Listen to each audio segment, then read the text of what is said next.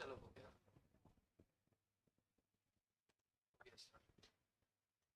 4:15 हो गए क्या?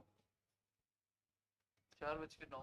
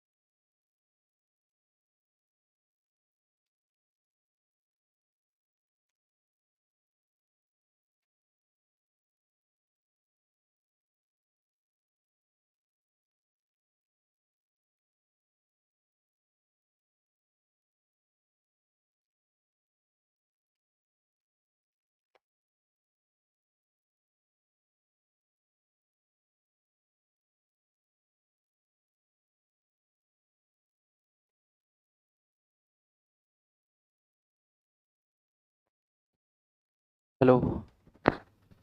हेलो जी। हेलो, जय श्री कृष्ण। जय श्री कृष्ण जी।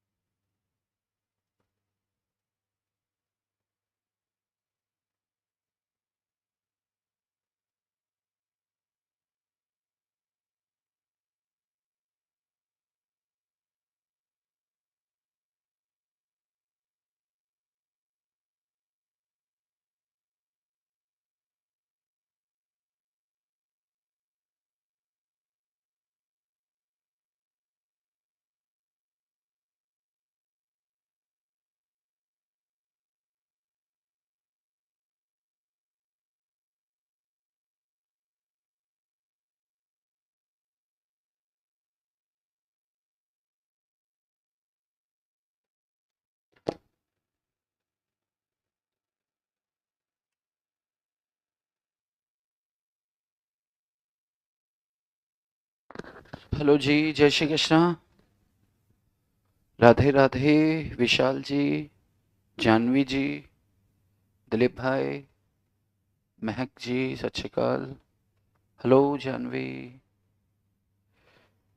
अभी 4:15 भी नहीं हुए, आज मैं जल्दी आ गया ना। मुझे आराम से आना चाहिए था, मैं जल्दी आ गया।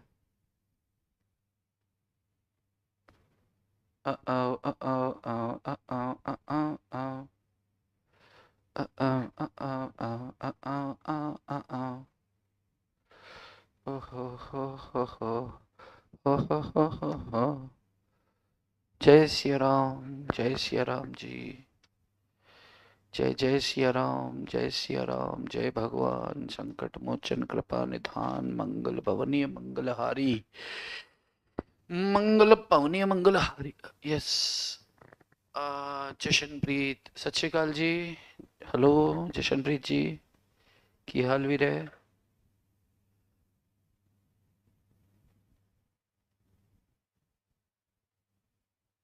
रमनदीप क्वेश्चन आया यार। Okay, good evening sir, good evening Adhyayan sir. Who is okay? Tanu, hello तनु।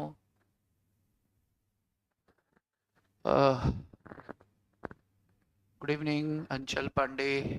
एक बार मैं देख, अच्छा कोई देख के मुझे बताएगा अभी 15-20 लोग आ गए हैं क्या ऑनलाइन? तो स्टार्ट करते हैं यार, अपन वेट नहीं करते ज़्यादा।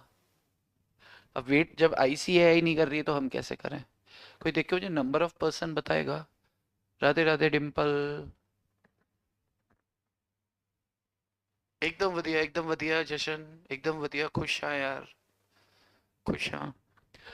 बट जब भी पुणे आना वापस तबीयत वापस से डैमेज हो जाती है, पैंच मज़ा ही नहीं आ रहा कुछ।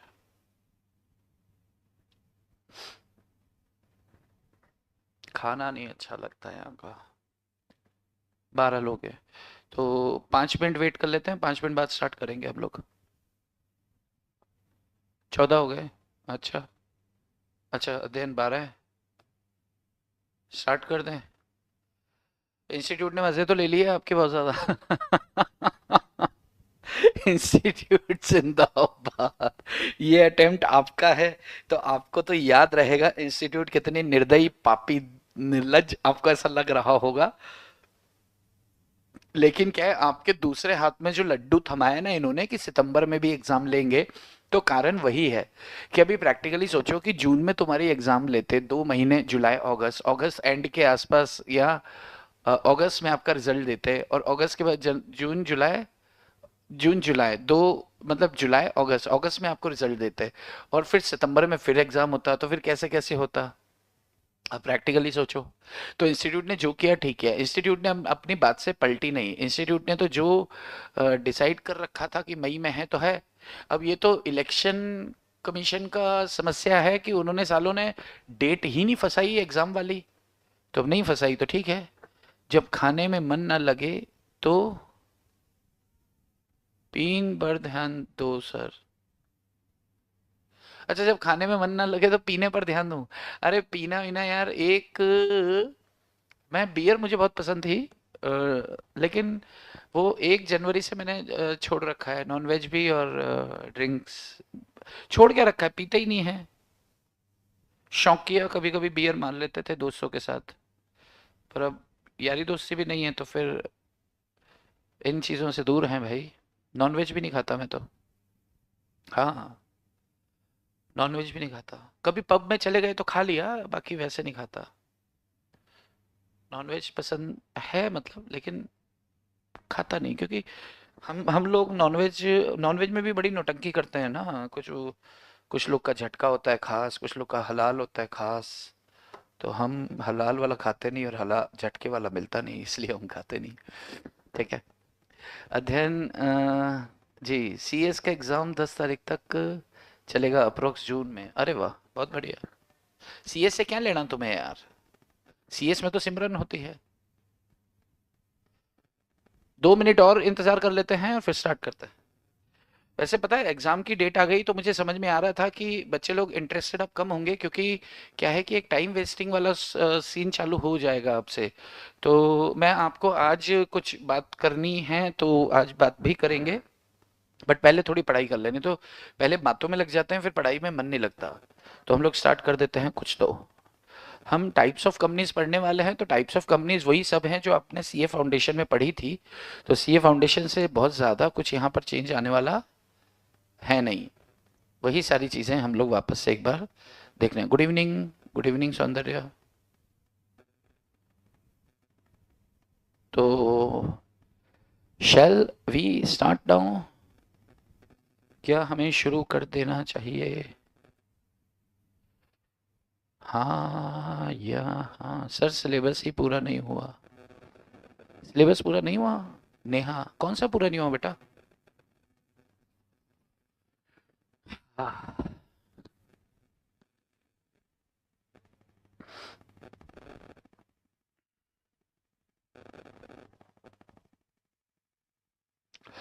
आप में से जो जो लोग दिल से चाहता है, जो सिर्फ सिंगल ग्रुप दे रहा है और दिल से चाहता है पास होना, तो आप मुझे एक आज डेट क्या होगा, आज क्या है, ये जो जो भी संडे आएगा अभी, ये संडे को आप एक काम करना कि एक मैसेज फॉरवर्ड करना व्हाट्सएप पे, जो भी चाहता है कि ग्रुप वन को वही शॉट क्लियर कर दे, we should start sir, others will pin us. Okay, तो पहले से प्रिडिक्शन कि एग्जाम डेट पोस्टपोन नहीं होगा after exam routine publishing. Okay, चलो स्टार्ट करते हैं हम। मैं कुछ बोल रहा था, पता नहीं, भूल गया। चलो स्टार्ट करते हैं। तो shall we start the class now? Jai Shri Krishna once again. Start करें? चलो, चैप्टर 2 के ऊपर हमने कुछ डिस्कशन पहले कर लिया था एक बार, और अब अपन उसको एकदम, क्योंकि हम फास्ट ट्रैक बैच में हैं, हम एग्जाम हमारी 1 महीने 1.5 महीने बाद है, तो मैं ये मान के चल रहा हूँ कि एक बार तो हम इसे पढ़ चुके हैं। अब तक भी मैं ये मान के चल रहा था, लेकिन अपन ने बहुत डिटेल में एक एक चीज़ ली, क्योंकि एक हमें लग रहा था जून में एग्जाम होगा, बट अब मई में है, तो अब हम थोड़ा सा स्पीड बढ़ा देंगे। इनकॉर्पोरेशन चैप्टर 2 हमारा चल रहा था, इसमें मेमोरेंडम आर्टिकल एसोसिएशन वाला पोर्शन अगर आपको याद हो तो हम कर चुके थे। ठीक है, तो अब हम आगे बढ़ते हैं। इनकॉर्पोरेशन चैप्टर का नाम है इनकॉर्पोरेशन। संडे को कुछ मैसेज, व्हाट्सएप मैसेज, संडे को क्या मैसेज? एक सेकंड में चैप्टर का नाम लिख लो, फिर आपसे बात करता हूँ। कंपनी एंड मैटर्स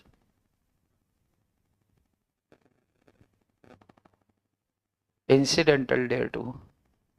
अरे यार ठीक है, इनकॉर्पोरेशन ऑफ कंपनीज है चैप्टर का नाम, चैप्टर 2। हाँ, MOA AOA हो चुका है, यस हो चुका है sir. I am preparing for both groups for May 24।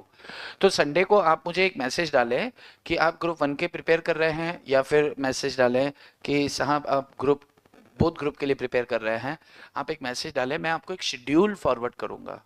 मैं आज रात को, कल परसों 2-3 दिन में बैठ के, थोड़ा सा मुझे समय चाहिए, क्योंकि एक शेड्यूल बनाने में ना, एक स्ट्रैटेजी शेड्यूल बनाने में थोड़ा कम से कम 4 से 6 घंटे लगते हैं मुझे एक ग्रुप के लिए। तो 4 से 6 घंटे का मतलब है कि आज रात को 1-1.5 घंटा बैठूंगा, कल बैठूंगा, तो ये संडे तक आते आते 2-3 दिन हो जाएंगे। तो संडे को आप मुझे मैसेज करें, संडे से पहले आप मत कीजिएगा। तो संडे को आप मुझे मैसेज करो, संडे को मैं आपको वो शेड्यूल फॉरवर्ड कर दूंगा, स्ट्रैटेजी शेड्यूल। उसके अंदर कुछ चेंजेस होंगे, हर बंदे के हिसाब से अलग चेंज होगा। भाई जैसे प्रैक्टिकली सोचो कि मैंने आपको बोला कि यार आपको 6 घंटे लॉ पढ़ना है, लेकिन लॉ पे तो आपकी बहुत अच्छी ग्रिप है, तो आप बोलोगे अरे यार इतना समय खराब होगा इसमें, तो 6 घंटे ये तो खत्म हो जाएगा। ठीक है, तो फिर मैं आपसे चर्चा कर लूंगा। मैं आपको बोलूंगा कि यार 2 घंटे में आपको अमालगमेशन चैप्टर, मान लो अकाउंट्स में अमालगमेशन जैसी कोई चीज़ है, मान लो टैक्स में PGBP जैसी कोई चीज़ है, तो मैं आपको बोलूंगा 2 घंटे में। आप बोलोगे नहीं यार वो तो बड़ा है सर, उसमें तो 4 घंटे लगेंगे। तो ऐसे करके हो सकता है और इंडिविजुअल का अपन क्या करेंगे, उसको अपडेट भी करेंगे। ये स्केड्यूल मैं आपको दूंगा 21 दिन का। 21 दिन आपको आपको इसको फॉलो करना है, दम लगाना है, और आप निकल जाओगे ग्रुप 1, है ना। ग्रुप 2 के लिए एक्स्ट्रा, बहुत एक्सट्रीम एक्स्ट्रा मेहनत करनी पड़ेगी, but this is your duty. जो बोथ ग्रुप के लिए कर रहे हैं, तो आपको मैसेज डालना होगा आज नहीं, संडे को, क्योंकि आज आप डालोगे ना, संडे तक मैं भूल जाऊंगा। और संडे को जिस जिस के मैसेज आएंगे ना, तो फिर मैं, आप समझ रहे हो मतलब, तब एकदम ताज़ा ताज़ा रहेगा। ये जो बात मैं आपसे कह रहा हूँ, ये मैं ग्रुप उस पे जो ब्रॉडकास्टिंग जिससे आपको मैं मैसेज डालता हूँ ना, पधारो साहब 4:15 पे, तो उस पे भी एक बार डाल दूंगा। बट आप लोग इस चीज़ का ख्याल रखिएगा, संडे से पहले नहीं, ठीक है। And I have to revise all the syllabus 2 to 3 time. अच्छा, बहुत बढ़िया, तुमने 3 बार रिवाइज कर लिया, तो तुम यहाँ क्या कर रहे हो भाई? तुम्हारा नाम क्या है? एनी कंटेंट 3 बार रिवाइज कर लिया है, तो ये तो वेस्ट मत करो टाइम आप। चलिए, तो अब हम थोड़ा सा पढ़ लेते हैं, थोड़ा सा पढ़ लेते हैं। हम बात कर रहे थे, मैंने जो मैसेज डाला था वो टाइप्स ऑफ कंपनीज पर था। जब मैंने चैप्टर खोल के देखा तो टाइप्स ऑफ कंपनीज जो हैं इसमें सिर्फ 2 या 3 तरह की दे रखी है, बाकी सारा आपको फाउंडेशन में कवर कर लिया। लेकिन इंस्टीट्यूट है तो अपन क्या करते हैं, आपका नाम क्या है? एनी कंटेंट बिंदु। अच्छा बिंदु जी, गुड। तो बिंदु जी, जिसका हो गया है उसकी नहीं कर रहा मैं, जैसे आपका 3 3 बार हो गया है रिवाइज, तो उसको तो जरूरत ही नहीं है किसी तरह के कोई।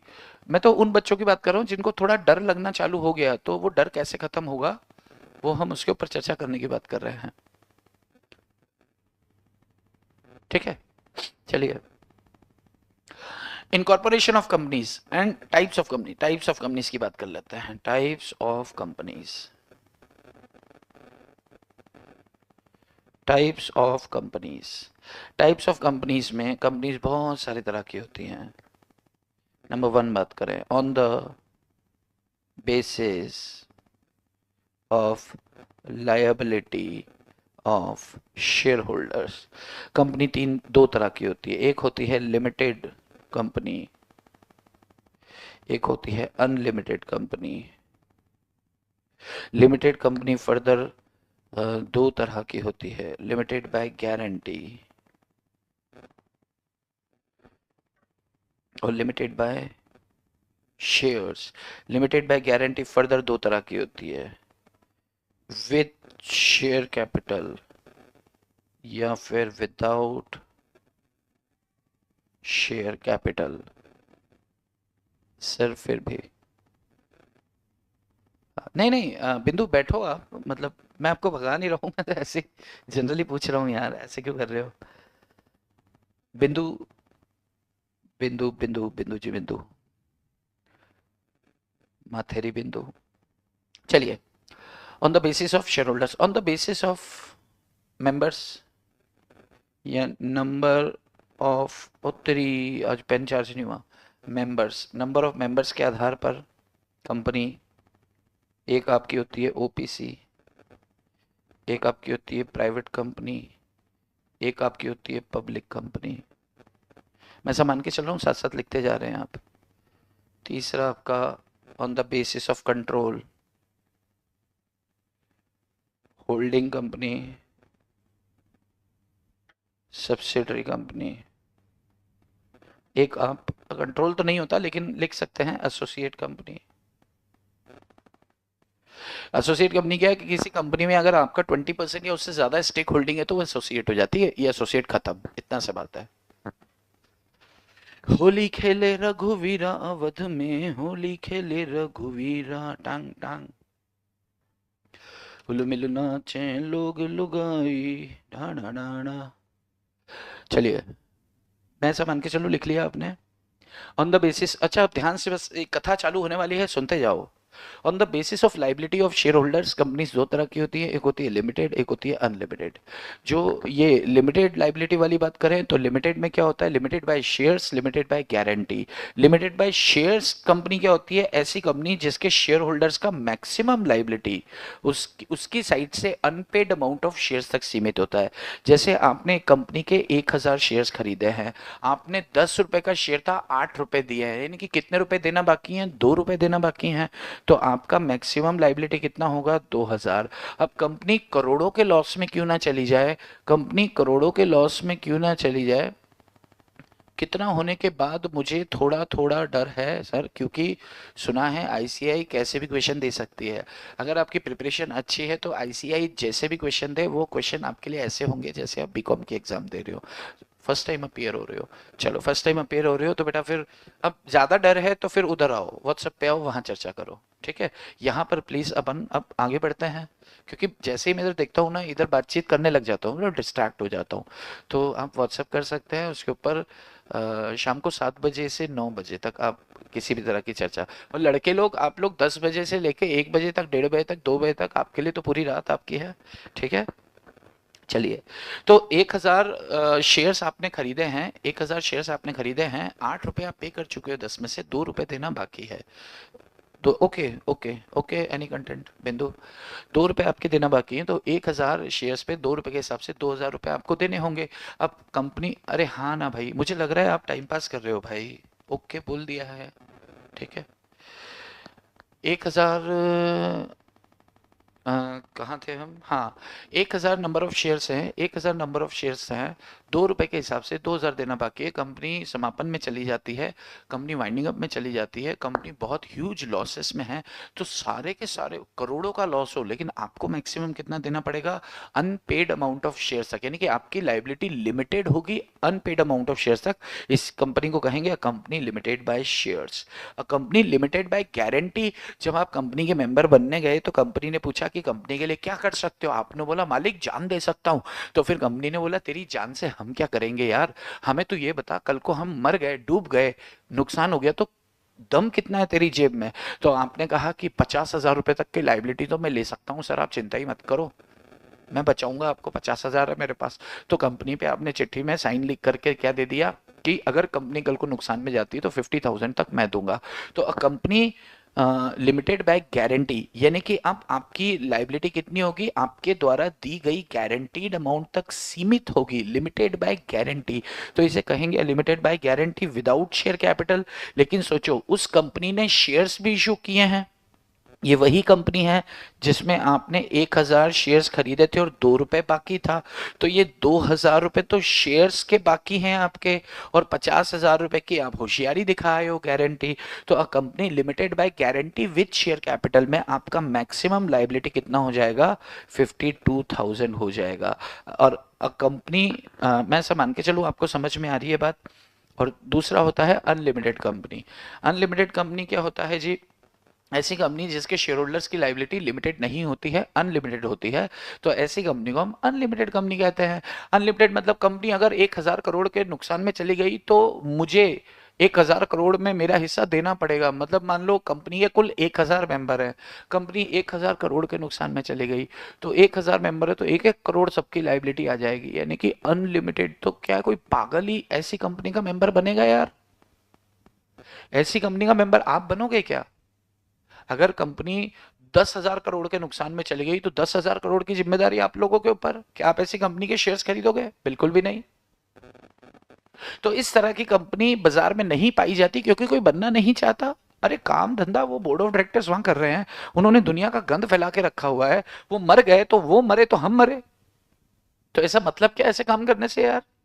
तो अनलिमिटेड कंपनीज भारत में अक्सर पाई नहीं जाती हैं, इसलिए क्योंकि इसमें ये on the basis of liability of share holders, share holders की लाइबिलिटी के आधार पर ये कंपनी दो तरह की हैं, लिमिटेड और unlimited.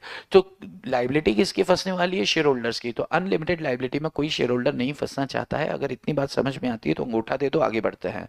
On the basis of liability of share holders company दो तरह की है, अंगूठा दे दो, मैं फटाक से रिवाइज कर रहा हूँ, limited and unlimited. Limited by guarantee और limited by shares. Limited by shares में liability unpaid amount of shares तक होती है, लिमिटेड बाय गारंटी दी गई गारंटीड अमाउंट तक आपकी लिमिटेड लाइबिलिटी होती है। लेकिन अगर विद शेयर कैपिटल है तो 2 रुपया, अगर 2 रुपया उदाहरण लिया अपन ने, ये क्या है, अनकॉल्ड या अनपेड है, अनकॉल्ड कैपिटल है, तो कंपनी मैक्सिमम आपसे 2 रुपए और मंगा सकती है। अगर गारंटी विद शेयर कैपिटल है तो गारंटी का पैसा भी दो और इसका भी पैसा दो, किसका? शेयर का भी जो बाकी है वो भी दे दो। तो on the basis of liability of share holders companies cover होती हैं, खत्म। दूसरी बात करें नंबर ऑफ मेंबर्स के आधार पर। चलो पहले तीसरी बात कर लेते हैं, कंट्रोल के आधार पर। चलिए ध्यान से सुनना। कंट्रोल के आधार पर कंपनीज 3 तरह की होती है। एक होती है एसोसिएट, जिसकी हमने बात कर ली कि अगर एक कंपनी ने किसी दूसरी कंपनी के 20% स्टेक होल्डिंग कर ली है तो ये जो दूसरी कंपनी है वो उसकी एसोसिएट कंपनी मान ली जाएगी, यानी कि ये तो अपना ही बच्चा है। अपना बच्चा कैसे? अरे 20% शेयर्स अपने पास है, यानी कि क्या बोलते हैं इसको, सब्सटैंशियल इंटरेस्ट। सब्सटैंशियल इंटरेस्ट,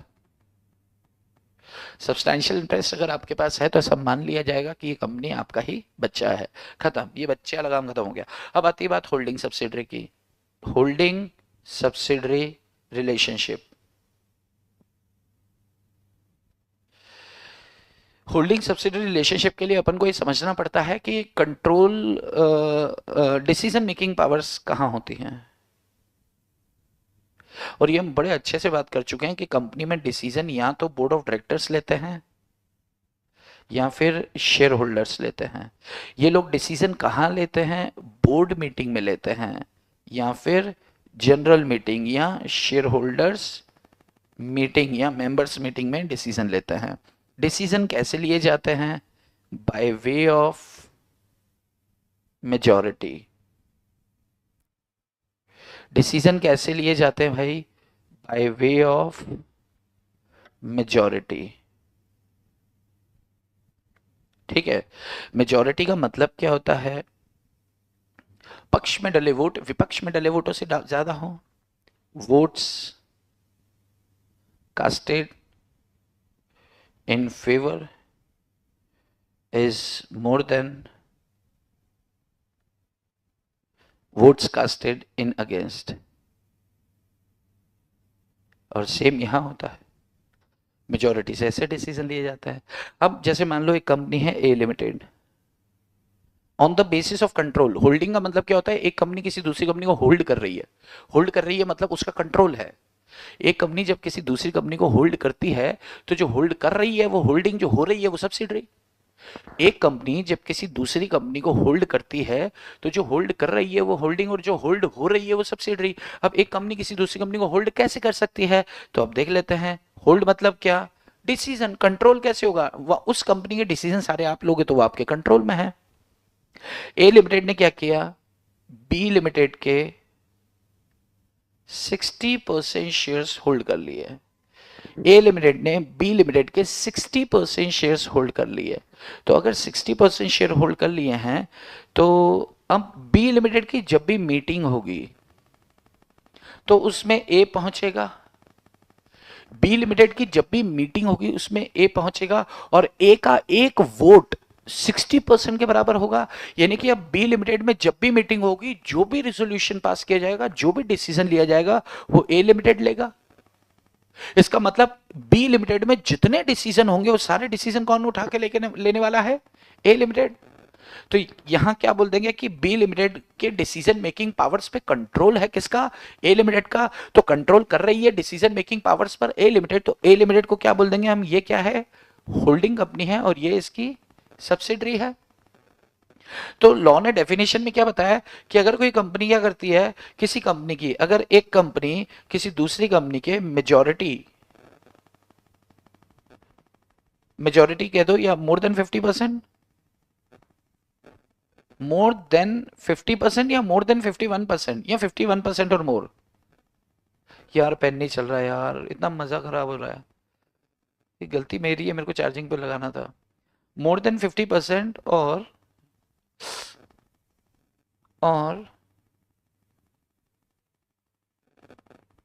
51% और मोर या अबव 50%। बिल्कुल ही गया है तो डैमेज ही हो गया यार पेन, बिल्कुल। मोर देन, अब जरा मुझे मैंने ये सवाल मैंने आपसे पूछा है कि एक कंपनी किसी दूसरी कंपनी के 50% से ज्यादा होल्ड करती है तो मोर देन 50% या 51 और मोर या अबव 50। अच्छा अबव 50 तो ऊपर ही हो गया, 50 अबव 51। फटाफट बताओ, मोर देन 50%, यस या नो? आपको आंसर करना है। जल्दी जल्दी जल्दी जल्दी जल्दी।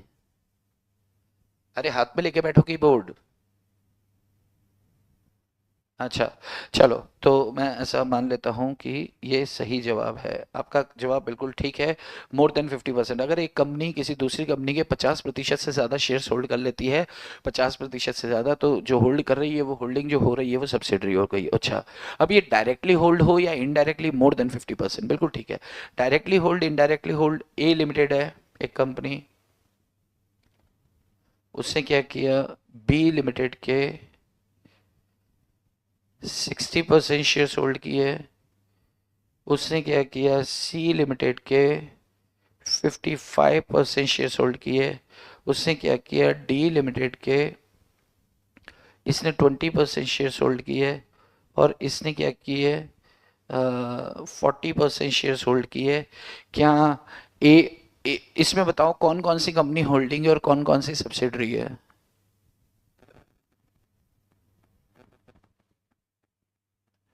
इसमें बताओ कौन कौन सी कंपनी होल्डिंग है और कौन कौन सी सब्सिडरी है। अरे यार पेन चार्ज नहीं किया, सो सॉरी यार, 1 घंटा था मेरे पास। जानवी 50.001 भी हो सकता है अगर नंबर ऑफ मेंबर्स बहुत ज़्यादा हो, बहुत ज़्यादा हो। तो 50.01 नहीं, मोर देन 50 बोल देंगे तो ज़्यादा ठीक होगा। इसमें आपको बताना है कौन कौन सी मैं रुक गया हूँ, मैं नहीं लिखूंगा, आगे लिखूंगा ही नहीं, आप आंसर ही नहीं कर रहे हो। आप मुझे आंसर करें। ए लिमिटेड ने बी लिमिटेड के 60% शेयर होल्ड की है, ए लिमिटेड ने सी लिमिटेड के 55% शेयर होल्ड की है, बी ने 20 और सी लिमिटेड ने 40% होल्ड किए, डी लिमिटेड के ए होल्डिंग कंपनी है। कौन कौन सी कंपनी की होल्डिंग है? किसी ने कहा ए होल्डिंग है, बिल्कुल ए होल्डिंग नजर आ रही है। ए होल्डिंग कंपनी है किसकी? ये भी इसकी सब्सिडरी है और ये भी इसकी सब्सिडरी। अब बात आती है डी लिमिटेड की। A is holding company, A limited is holding company. अब सवाल है डी लिमिटेड क्या किसी की सब्सिडरी है, यस और नो? क्या डी लिमिटेड किसी की सब्सिडरी है, यस और नो? आपको आंसर करना है।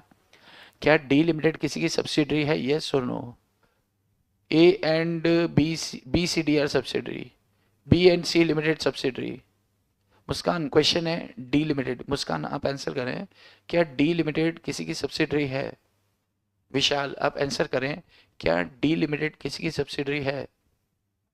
अच्छा, स्माइलिंग बुद्धा कह रहे सबकी है। सौंदर्य कहते हैं कि ओके यस, सोनू बोलते हैं यस, अध्ययन बोलते हैं नो, महक बोलती है यस, मुस्कान बोलती है नो, विशाल बोलता है ए का है सर। ओके देखो मुस्कान और बाकी जो नो वाले हैं, देखो आप बस आप ये मत सोचो कि किसका क्या है, दिमाग दिमाग मत लगाओ। डी लिमिटेड का जब भी मीटिंग होगा, डी लिमिटेड का जब भी मीटिंग होगा तो वहां पे 20% शेयर्स लेके कौन पहुंचेगा? बी लिमिटेड पहुंचेगा। 40% शेयर्स लेकर कौन पहुंचेगा? ये पहुंचेगा, सी लिमिटेड पहुंचेगा। और बाकी रिमेनिंग 40% लेकर जनता पहुंचेगी। तो जब भी डी लिमिटेड में मीटिंग होगी तो बी वहां वोट डालेगा जहां पर ए कहेगा, क्योंकि बी ए की सब्सिडरी है। बी लिमिटेड ने वहां वोट डालना है जहां ए कहेगा, सी ने वहां वोट डालना है जहां ए कहेगा। यानी कि बी और सी वहां वोट डालेंगे जहां पर ए कहेगा। यानी कि 60% वोट्स पर इनडायरेक्ट कंट्रोल किसका है? ए लिमिटेड का है। तो 60% का मतलब डिसीजन मेकिंग तो हो गई, ए जो चाहेगा डिसीजन वही लिया जाएगा। तो डायरेक्ट और इनडायरेक्ट कंट्रोल भी हो तो भी सब्सिडरी होल्डिंग सब्सिडरी रिलेशनशिप हो जाता है। यस तो यहां पर डी लिमिटेड ए लिमिटेड की सब्सिडरी कहलाएगी। बात समझ में आती है? हाँ जी। आपको एक चीज का ध्यान रखना है कि यहां पर आपको परसेंटेज खड्डे में गई। आप ये मान के चलो कि क्या हम किसी दूसरी कंपनी के डिसीजन मेकिंग पे कंट्रोल कर पा रहे हैं? जवाब आ रहा है यस, तो फिर वो हमारी सब्सिडरी है, बात खत्म होती है। अब कैसे? डायरेक्ट शेयर होल्ड कर लिए तो भी है, इनडायरेक्ट हो गए तो भी है। अच्छा मान लो कि एक कंपनी है ए लिमिटेड, एक कंपनी है बी लिमिटेड। ए ने बी के 55% शेयर होल्ड कर रखे हैं, बी ने सी लिमिटेड के 60% शेयर होल्ड कर रखे हैं। तो यहां पर क्या है कि ए होल्डिंग है, बी सब्सिडरी है, और सी लिमिटेड के लिए बी होल्डिंग है और सी इसकी सब्सिडरी है। तो अपन ऐसा बोल सकते हैं क्या कि सब्सिडरी की सब्सिडरी भी आपकी सब्सिडरी होगी? अपन ऐसा बोल सकते हैं क्या कि सब्सिडरी की सब्सिडरी भी आपकी सब्सिडरी होगी? सब्सिडरी की सब्सिडरी भी आपकी सब्सिडरी होगी। तो डायरेक्टली शेयर होल्डिंग हो या इनडायरेक्टली शेयर होल्डिंग हो, आपकी सब्सिडरी रिलेशनशिप आ जाता है। अब मुझे एक बात बताओ, अच्छा फटाक से ओके करो, आपको लिखना है ओके ओके, फटाक से फटाफट, फिर आगे बढ़ेंगे। जल्दी जल्दी चलो, ये बहुत स्कूल टाइम में सीखने वाली चीज़ें थी, ये फाउंडेशन में भी आपने सीखा होगा। और मुझे लग रहा है कुछ बच्चों को तो ऐसा लग रहा होगा कि यार ये क्यों स्टार्ट कर दिया, बट क्या करें, ये रास्ते का माल है ना, तो सस्ते में ख़त्म करते हैं। अब एक बात सुनो, डिसीजन मेकिंग के बारे में हमने क्या बात किया? देखो हम क्या सीख रहे हैं, होल्डिंग सब्सिडरी रिलेशनशिप को सीख रहे हैं। हम क्या सीख रहे हैं, होल्डिंग सब्सिडरी रिलेशनशिप को सीख रहे हैं। और होल्डिंग सब्सिडरी रिलेशनशिप कब होता है, जब एक कंपनी किसी दूसरी कंपनी के डिसीजन मेकिंग पावर्स पे कंट्रोल करती है। तो अब हमने ऊपर बात किया, यहाँ पे एक फोटो बनाया कि डिसीजन मेकिंग ऑर्गन्स कौन होते हैं, या तो बोर्ड ऑफ डायरेक्टर्स होते हैं, शेयर होल्डर्स होते हैं। शेयर होल्डर्स में डिसीजन मेकिंग पे कंट्रोल करने के लिए तरीका क्या है, उसके शेयर्स खरीद लो। लेकिन बोर्ड ऑफ डायरेक्टर्स अगर डिसीजन ले रहे तो उनके डिसीजन के लिए डायरेक्टर्स खरीद लो, ऐसा तो नहीं होता। डायरेक्टर बिकाऊ थोड़ी होते हैं।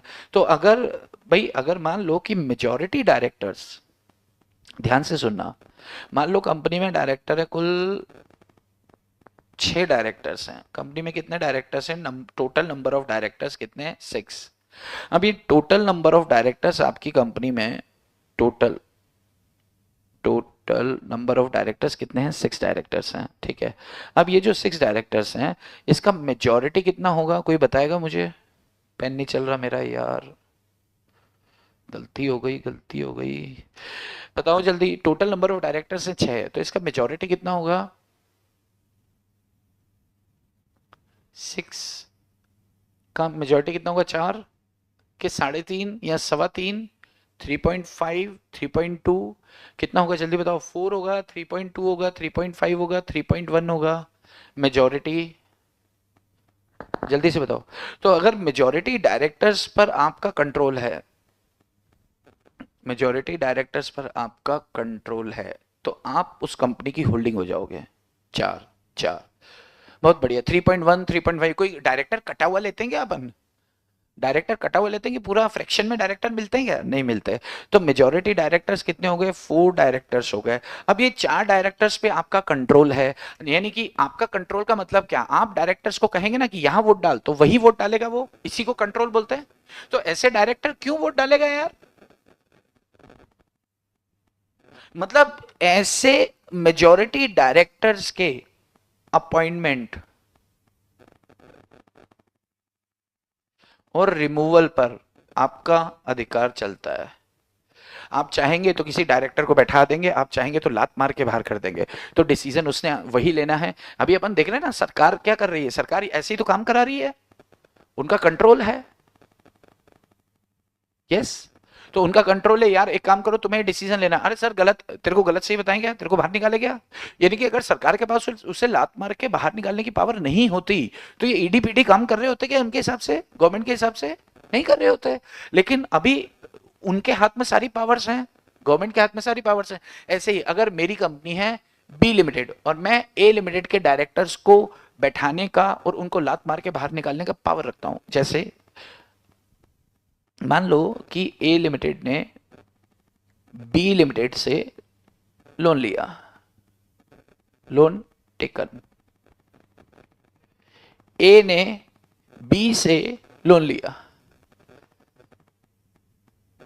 2000 करोड़ का, कोई बहुत बड़ा प्रोजेक्ट है। तो बी लिमिटेड ने बोला कि ठीक है हम आपको लोन दे देंगे, लेकिन हमारी एक शर्त है कि ब्याज की जो शर्त तय हुई है वो सारी लोन एग्रीमेंट की शर्तों के अलावा भी एक शर्त है, और वो शर्त ये है कि आपके पास टोटल नंबर ऑफ डायरेक्टर्स कितने हैं। तो ए लिमिटेड ने बोला सर 4 डायरेक्टर्स हैं, 4 डायरेक्टर्स हैं सर, 3 डायरेक्टर्स हमारे आपके पास अपॉइंट होंगे और वो देखेंगे कि 2000 करोड़ आप जिस उद्देश्य के लिए ले रहे हो उस उद्देश्य में आप खर्च करते हो कि नहीं पैसे को। तो ए लिमिटेड ने बोला ठीक है सर आपके 3 डायरेक्टर बैठा दो, निगरानी करने वाले कुत्ते बैठते हैं वैसे ही बैठ जाएंगे। इनका काम क्या होगा, सिर्फ यही होगा कि यार ये 2000 करोड़ का ध्यान रखें कि यार इसका मिसयूज ना हो जाए। यानी कि 3 डायरेक्टर्स ऐसे डायरेक्टर हैं जो बी लिमिटेड के नॉमिनी डायरेक्टर हैं। इन्होंने जब भी मीटिंग होगी डिसीजन लेना होगा, डिसीजन वही लेंगे जो ये कहेंगे। यानी कि टोटल नंबर ऑफ डायरेक्टर्स कितना था, पहले था इसके पास 4, 3 डायरेक्टर्स किसने कर दिए हैं, बी लिमिटेड ने अपॉइंट कर दिए हैं 3 डायरेक्टर्स। सर दुखी क्यों हो, हैं मैं दुखी, अरे तो बी लिमिटेड ने 3 डायरेक्टर्स अपॉइंट कर दिए, नॉमिनी, इसके नॉमिनी डायरेक्टर्स हैं ये। अच्छा अब 3 डायरेक्टर से क्या हमारे हाथ में कंट्रोल आएगा क्या, अरे भाई क्या 3 डायरेक्टर से हमारे हाथ में कंट्रोल आने वाला है क्या, नहीं। 4 डायरेक्टर कम से कम 7 में से 4 हो तो मेजॉरिटी है, हाँ, बी लिमिटेड का एक सब्सिडरी है जेड लिमिटेड। जेड लिमिटेड ने ए लिमिटेड को क्रेडिट पे माल बेचा, या फिर चलो क्रेडिट पे माल बेचा, क्रेडिट पर गुड्स सोल्ड, माल बेचा। उसने भी एक शर्त लगा दी कि भाई साहब एक हमारा नॉमिनी डायरेक्टर होगा, एक बी लिमिटेड की सब्सिडरी के थ्रू नॉमिनी डायरेक्टर बैठा है इन चार में से, तीन बी लिमिटेड ने बैठा दिए, तो तीन और एक चार, यानी कि आउट ऑफ 7 4 डायरेक्टर्स किसके कंट्रोल में आ गए, बी लिमिटेड के। अब बी लिमिटेड जहां बोलेंगे वहां वो डिसीजन लेंगे, वहां वोट देंगे। तो मेजॉरिटी डायरेक्टर्स के अपॉइंटमेंट और उनके रिमूवल पे कंट्रोल आ गया है किसका, बी लिमिटेड का। तो अब बी लिमिटेड इनडायरेक्टली क्या कर रही है, कंट्रोल कर रही है डिसीजन मेकिंग पावर्स, जो day to day management decision लेने हैं। तो लॉ ने बस ये दो ही डेफिनेशन दी आपको। ये वाला बात, ये वाला तरीका समझ में आया। जैसे ऐसा होता है ना कि यार डायरेक्टर्स पे कंट्रोल कैसे होगा, अरे उनको उनकी नियुक्ति और उनके पद से विमुक्त कर देना, उसको क्या बोलते हैं, लात मारना। तो उनके अपॉइंटमेंट और उनके रिमूवल को लेकर अगर आपके हाथ में कंट्रोल है, पावर्स हैं, तो जाहिर सी बात है वो डायरेक्टर्स तो आप ही के बैठाए हुए हैं, आपके ही डॉगी हैं, तो आपके हिसाब से भौं और आपके हिसाब से सो। तो आप जब कहेंगे वो भौंकेंगे, जब कहेंगे वो सो जाएंगे। तो इनडायरेक्टली यहां पर देखें तो बोर्ड ऑफ डायरेक्टर्स के कंपोजिशन पर, बोर्ड ऑफ डायरेक्टर्स के मेजॉरिटी कंपोजिशन पर, इसको क्या बोलते हैं, कंपोजिशन पर अगर आपका कंट्रोल है तो भी आप उस कंपनी की होल्डिंग और वो कंपनी आपकी सब्सिडरी। तो होल्डिंग और सब्सिडरी कंपनी में बस ये दो ही डेफिनेशंस हैं। पहला, अगर एक कंपनी ने किसी दूसरी कंपनी के शेयर्स होल्ड कर लिए हैं, तो देखो आप ना यहां से पकड़ो इसको, यहां से कि भाई decision making, holding subsidiary dismissed. हाँ गुड। तो भाई यहां पे होल्डिंग सब्सिडरी का रिश्ता जो है ये डिसीजन मेकिंग पर आधारित है। अगर उस कंपनी के डिसीजन आप ले सकते हो, तो पहले ये देखो कि वो कंपनी डिसीजन, उस कंपनी में डिसीजन कौन लेता है, शेयर होल्डर्स लेते हैं या फिर बोर्ड ऑफ डायरेक्टर्स लेते हैं, दो ही और डिसीजन मेकिंग ऑर्गन्स हैं, है ना। तो अगर शेयर होल्डर वाले डिसीजन पे कंट्रोल करना है तो आप मेजॉरिटी शेयर्स डायरेक्टली और इनडायरेक्टली होल्ड कर लो, आपने कंट्रोल कर लिया। लेकिन अगर आपको बोर्ड ऑफ डायरेक्टर्स वाले डिसीजन पे कंट्रोल करना है तो majority composition of board of directors के मेजॉरिटी पर अगर आपका डायरेक्टली इनडायरेक्टली कंट्रोल है। अभी कंट्रोल का मतलब क्या कि साहब उनको बैठाने और उनको हटाने, डिसमिस करने की पावर्स आपके पास है, रिमूवल करने की पावर आपके पास है, तो फिर ये मान के चलो कि वो आपके हिसाब से वोट देगा। तो इस कंट्रोलिंग के आधार पर ही डेफिनेशंस लिखी गई होंगी, और वो डेफिनेशंस को मैंने आपको एग्जांपल के थ्रू बता दिया। तो अगर इतना समझ है तो 4 मार्क्स का क्वेश्चन इस पे बनता है। अंगूठा दे दो, फटाफट आगे बढ़ जाएंगे।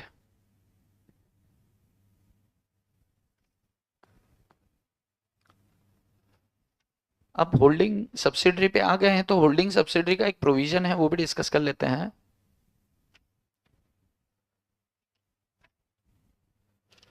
फटाफट से अंगूठा दे दो, आगे बढ़ेंगे। Very good.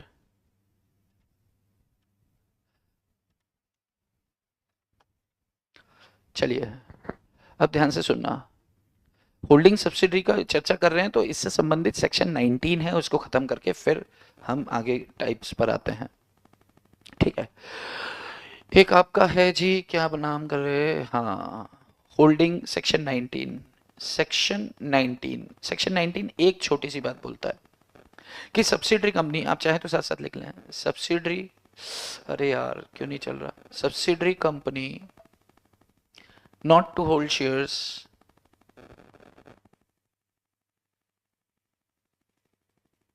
Shares in its holding company, धीरे धीरे लिख रहा हूं ना तो चल रहा है, in its holding company। ध्यान से सुनो, फटाफट से लिखो, फिर मैं आता हूं इस पे। सेक्शन 19 इज इंपॉर्टेंट, अगर होल्डिंग सब्सिडरी पे क्वेश्चन आता है तो बड़ी अच्छी बात है, अगर नहीं आता है तो फिर ये सेक्शन 19 पे उठा के कहाँ से पूछते हैं, ऑब्जेक्टिव से। मतलब होल्डिंग सब्सिडरी इंस्टीट्यूट को थोड़ा पसंद होता है। तो अगर पिछले अटेम्प्ट में नहीं पूछा गया ना, ऑब्जेक्टिव नहीं है, तो इस बार मान के चलो कि या तो जो हमने अभी डिस्कस कर चुके हैं होल्डिंग सब्सिडरी उसमें से कुछ होगा, नहीं तो सेक्शन 19, ये दो में से कुछ तो पूछ। एक नंबर तो आज के दिन हम लेके जाएंगे यार, आज बैठे हैं तो ऐसे ही वेले टाइम वेस्ट थोड़ी करेंगे, कुछ तो लेकर जाएंगे। ओके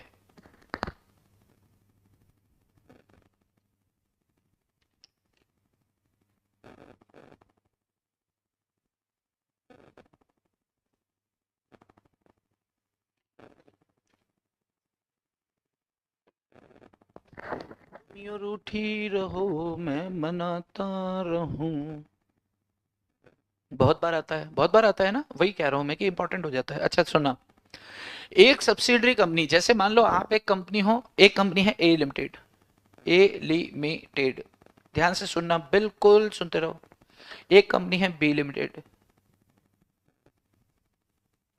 ए लिमिटेड ने बी लिमिटेड के क्या है 60% शेयर होल्ड कर रखे हैं, तो ए लिमिटेड क्या हो गई जी, इसकी होल्डिंग हो गई, और बी लिमिटेड क्या हो गई, इसकी सब्सिडरी हो गई। तो अब लॉ कह रहा है, अच्छा अब बी लिमिटेड चाहती है कि वो ए लिमिटेड के 20% शेयर्स होल्ड कर ले, शेयर्स परचेज कर ले, तो क्या कर सकती है, तो जवाब है नहीं। कोई भी कंपनी, कोई भी कंपनी किसी भी कंपनी के शेयर्स खरीद सकती है, हाँ खरीद सकती है, लेकिन एक सब्सिडरी कंपनी अपनी होल्डिंग कंपनी के शेयर्स नहीं खरीद सकती। एक सब्सिडरी कंपनी अपनी होल्डिंग कंपनी के शेयर्स नहीं खरीद सकती। सोचो, ए लिमिटेड ने बी लिमिटेड के 60% होल्ड कर लिए, बी लिमिटेड ने ए लिमिटेड के 60%, तो साला होल्डिंग कौन सब्सिडरी कौन? तेरे डिसीजन मैं लूं, मेरे डिसीजन तू ले। आपको बात समझ में आ रही है? तो ये प्रोविजन बनाना तो जरूरी था ना, ये तो कोई नई बात थोड़ी है। अरे ये प्रोविजन प्रोविजन तब लगता जब कोई नई बात होती, ये तो पुच्चू सी बात है। ये तो आप भाई, ये जब पत्थर से आग जलाते थे तब से सीखे हुए लोग हैं, लेकिन इंग्लिश में लिखा है तो लग रहा है कोई प्रोविजन है। ये क्या कह रहा है कि भाई अगर कोई कंपनी आपकी सब्सिडरी है, बेटा जो है ना वो बाप को पैदा नहीं कर सकता। अरे हमको मालूम है रे, नीचे से ऊपर कैसे जाएंगे, ऊपर से नीचे आएंगे ना। ए लिमिटेड ने बी लिमिटेड के 60% होल्ड कर लिए, अच्छी बात है। अब मान लो कि बी लिमिटेड को अलाउ कर दिया कि तुम भी ए लिमिटेड के शेयर्स होल्ड कर लो, अगर कर देते सोचो, तो बी लिमिटेड 60% ए लिमिटेड के होल्ड कर लेता, 70% होल्ड कर लेता, तो इसकी भैंस की टांग चला। वो हमें फिर इंग्लैंड का क्रिकेटर याद आ जाता, क्या नाम है उसका, बेन स्टोक्स। तो बोलते बेन स्टोक्स ये हो क्या रहा है, होल्डिंग कौन है, सब्सिडी कौन है, समझ में कैसे आएगा? अरे बात समझ में आ रही है क्या? तो सही किया उन्होंने, लिख के मना कर दिया। नहीं लिख के मना करते तो हमें पता था कि ऐसा नहीं होना चाहिए। यस, लेकिन लेकिन लेकिन इसके एक्सेप्शनल केसेस हैं, मतलब होल्ड कर सकती है उत्तरी। देखो देखो देखो देखो, देखो एक्सेप्शनल केसेस, इसके 3 एक्सेप्शन है, ध्यान से सुनना, 3 एक्सेप्शन। यानी कि होल्डिंग कंपनी, यानी कि ए लिमिटेड में क्या कोई बंदा था, उसका नाम था रमेश। रमेश ने अपना नॉमिनी, नॉमिनी कह लो, चलो रमेश की हो गई डेथ, तो रमेश का आगे पीछे कोई नहीं है, तो उसका लीगल रिप्रेजेंटेटिव बन के कौन गया, बी लिमिटेड। कोई मेंबर है, अगर मेंबर मर जाता है तो उसका लीगल रिप्रेजेंटेटिव बनकर, अगर आप उस शेयर को होल्ड करते हो, उस शेयर को होल्ड करते हो, तो आप होल्ड कर सकते हो नंबर 1। यानी कि अगर अगर आप किसी होल्डिंग कंपनी के डिसीज्ड मेंबर के लीगल रिप्रेजेंटेटिव, अब आपने खरीदे नहीं हैं, आपको शेयर्स आ गए हैं, आपने इन्वेस्टमेंट नहीं किया, आपने जाके उधर मरे नहीं हो कि दो हमें शेयर्स, वो मर गया था तो उसका एज ए लीगल रिप्रेजेंटेटिव हम आ गए हैं, ठीक है, पहली बात। लीगल रिप्रेजेंटेटिव, चलना पेन चल जा बेटा, थोड़ी देर चल जा बस। Legal representative of deceased member of holding company, पहला। दूसरा, अगर मान लो कि शेयर्स आपने ट्रस्टी के तौर पर होल्ड किए हैं, as a trustee,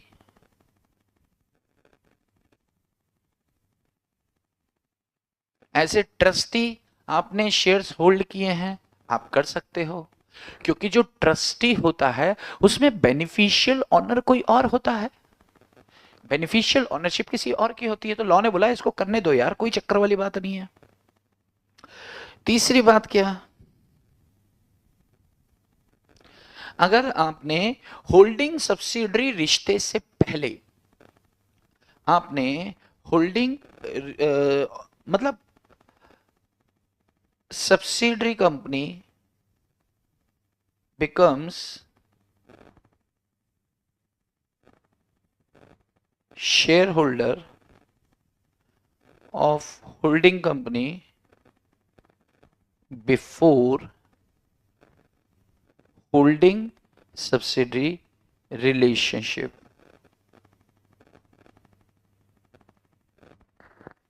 before holding subsidiary relationship।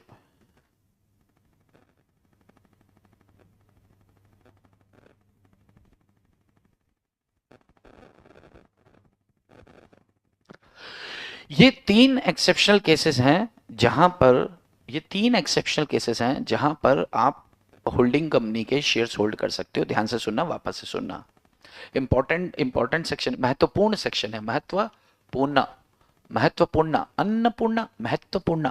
तो ये अन्नपूर्ण नहीं है, ये महत्वपूर्ण है कि अगर एक कंपनी ने किसी दूसरी कंपनी को अपना शागिर्द बना लिया है, अपना सब्सिडी बना लिया है, तो वो शागिर्द आपकी कंपनी में शेयर्स नहीं खरीद सकता।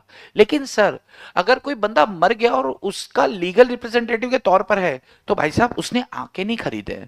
सर अगर एज ए ट्रस्टी उसको मिल गए हैं, उसने आकर नहीं खरीदे हैं, बराबर है, आपको कंट्रोल करने के हिसाब से नहीं आया है। और तीसरी बात, सर उससे पहले से ही होल्ड कर रखे थे, होल्डिंग तो आप बाद में बने। जैसे जैसे कंपनी है ए लिमिटेड, ए लिमिटेड ने बी लिमिटेड के कितने शेयर्स खरीदे, 20% खरीदे। बी लिमिटेड ने बदले की भावना में ए लिमिटेड के 20% शेयर्स खरीद लिए। फिर ए लिमिटेड ने बदले की भावना में प्लस 20% शेयर्स और खरीद लिए। फिर इसने क्या किया, बी लिमिटेड ने बदले की भावना में ए लिमिटेड के 20% शेयर्स और खरीद लिए। अब ए लिमिटेड ने बदले की भावना में 20% शेयर्स और खरीद लिए। अब बी लिमिटेड ए लिमिटेड की हो गई सब्सिडरी। अभी ए ने बी के कितने होल्ड कर लिए हैं, ए ने बी के कितने होल्ड कर लिए हैं, 60% शेयर्स। बी ने ए के होल्ड कर लिए हैं 40% शेयर्स। अब बी चाहती है कि मैं और बदले की भावना निकालूं, तो अब नहीं निकाल सकते। क्यों? क्योंकि अब आप उसकी सब्सिडरी हो, अब आप उसका चरणामृत पियो। क्यों? क्योंकि वो आपकी होल्डिंग कंपनी है। तो आप अपनी होल्डिंग कंपनी में अब शेयर्स नहीं खरीद सकते। लेकिन सर ये 40% जो खरीद रखे उसका क्या, उसे होल्ड करो, उसे रख सकते हो। लेकिन सुन, वोट नहीं दे सकता तू, वोटिंग राइट्स। जैसे ही ओहो, जैसे ही वो आपकी होल्डिंग बन गई ना, आपके वोटिंग राइट्स खत्म हो गए। 40% इन्वेस्टमेंट आपने करके रखा है एज एन इन्वेस्टमेंट, यानी कि सिर्फ डिविडेंड के लिए बैठे रहो चुपचाप, वोट देने वाला मजा आपको नहीं आएगा। लेकिन सर अगर लीगल रिप्रेजेंटेटिव है या ट्रस्टी, अरे वो लोग तो वोट दे सकते हैं ना। अरे भाई कोई मर गया और उसके बदले हमें मिल गए, तो भाई हमने कंट्रोल के लिए थोड़ी खरीदे हैं, तो वोटिंग राइट्स होंगे। ऐसे ट्रस्टी मिले, बिल्कुल वोटिंग राइट्स होंगे। लेकिन अगर पहले से होल्ड कर रखे थे, यहां पे वोटिंग राइट्स जो होंगे वो चले जाएंगे। अगर इतना पोर्शन समझ में आता है तो सेक्शन 19 इज इंपॉर्टेंट। तो इसको आप ओके कर देंगे, अपन आगे बढ़ जाएंगे। एक आखिरी बार आप ओके करने के लिए अंगूठा दिखाएं, तब तक मैं आखिरी बार रिवाइज कर देता हूं। सेक्शन 19 कह रहा है कि एक कंपनी जो किसी दूसरी कंपनी की सब्सिडरी है, तो वो सब्सिडरी अपनी होल्डिंग कंपनी में शेयर्स नहीं खरीद सकती है, इन्वेस्टमेंट नहीं कर सकती है। पहली बात में मना कर दिया। फिर आगे कहा कि अगर होल्डिंग कंपनी का कोई मेंबर है, वो मेंबर मर गया है और उसके लीगल रिप्रेजेंटेटिव के तौर पर अगर आपके पास आते हैं शेयर्स, आने दो, वोटिंग राइट्स बिल्कुल होंगे। लेकिन सेकंड, अगर आप एक ट्रस्टी के तौर पर आते हैं तो आने दो, वोटिंग राइट्स बिल्कुल होंगे। साहब होल्डिंग सब्सिडरी रिलेशनशिप होने से पहले से ही, होल्डिंग सब्सिडरी रिलेशनशिप होने के पहले से ही अगर आपने उसमें होल्ड कर रखे थे, तो फिर होल्ड करके रखो, होल्ड करके रखो। यस, मतलब वोट दे सकते हैं? नहीं नहीं नहीं, वोट नहीं दे सकते। अरे यार, फिर तो हमको मजा ही नहीं आएगा। नहीं, आप डिविडेंड का मजा लो, और आपको मजा लेना है तो ये इन्वेस्टमेंट को किसी और को बेचो, बाहर वाले को, और मजा लेने के लिए दूसरी कंपनी लो।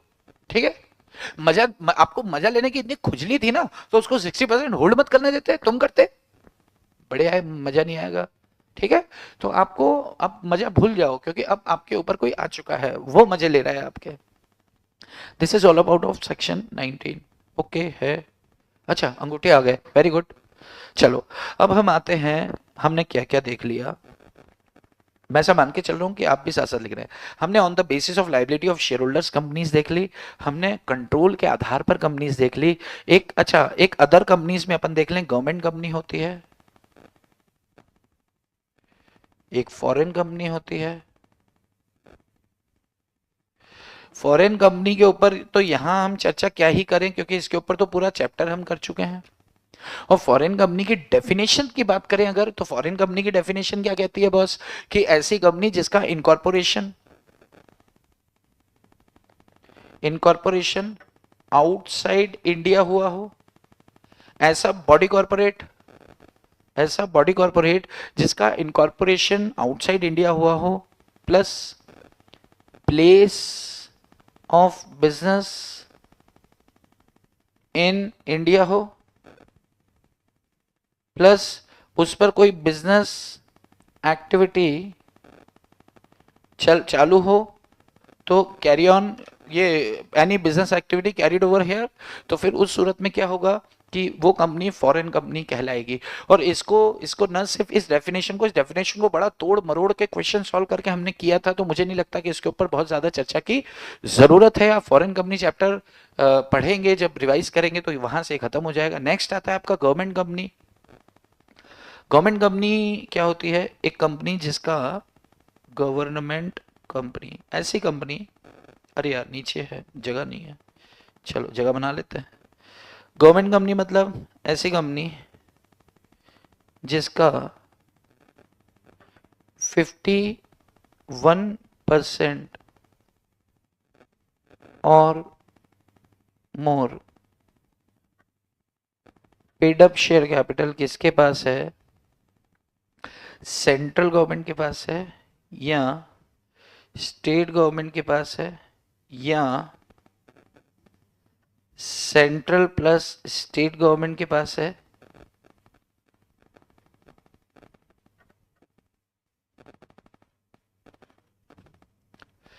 या किसके पास है?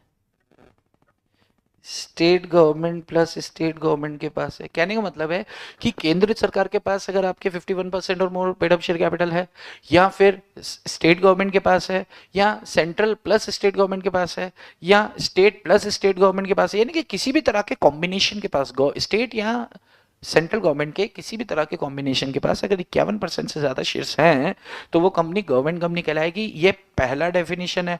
और दूसरी दूसरी बात क्या बोलता है ये, कि अगर आप एक गवर्नमेंट कंपनी की सब्सिडरी कंपनी हो, तो आप भी क्या कहलाओगे? Government company. तो कोई बहुत बड़ा तीर नहीं मारा इसने, ये इतनी अक्कल तो हम में भी है कि गवर्नमेंट कंपनी की सब्सिडरी कंपनी भी गवर्नमेंट कंपनी होगी, क्योंकि इनडायरेक्टली कंट्रोल तो गवर्नमेंट कंपनी का ही हो रहा है ना?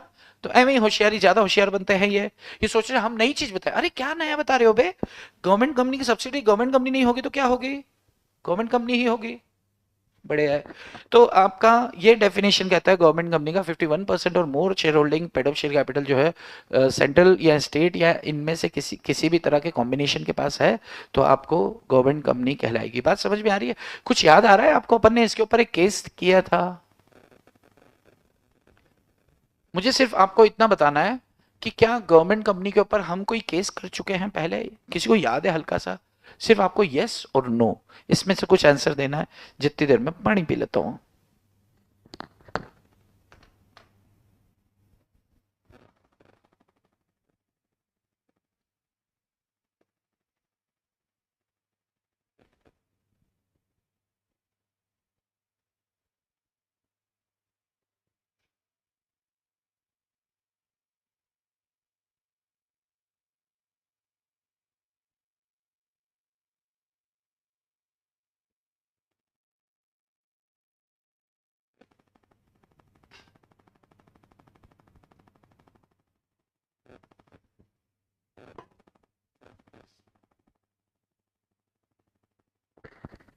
यस, इन प्रॉक्सीज, वेरी गुड। तो अपन ने उस समय बात किया था शायद लोकल अथॉरिटी वाला, ये चीज का ध्यान रखना। मैं आपको चलो बता देता हूं, जिनको जिनका नहीं हुआ, जिनको भूल गया, मैं फटाक से बता, एकदम 30 सेकंड और लगेंगे, बता देता हूं। एक कंपनी है ए लिमिटेड, ठीक है। इस ए लिमिटेड का 20% शेयर्स, एग्जाम में क्वेश्चन ऐसे आएगा कि ए लिमिटेड का 20% शेयर स्टेट ऑफ राजस्थान के पास है, 20% शेयर्स सेंट्रल गवर्नमेंट के पास है, और 15% शेयर्स किसके पास हैं? 15% shares municipal corporation of Mumbai.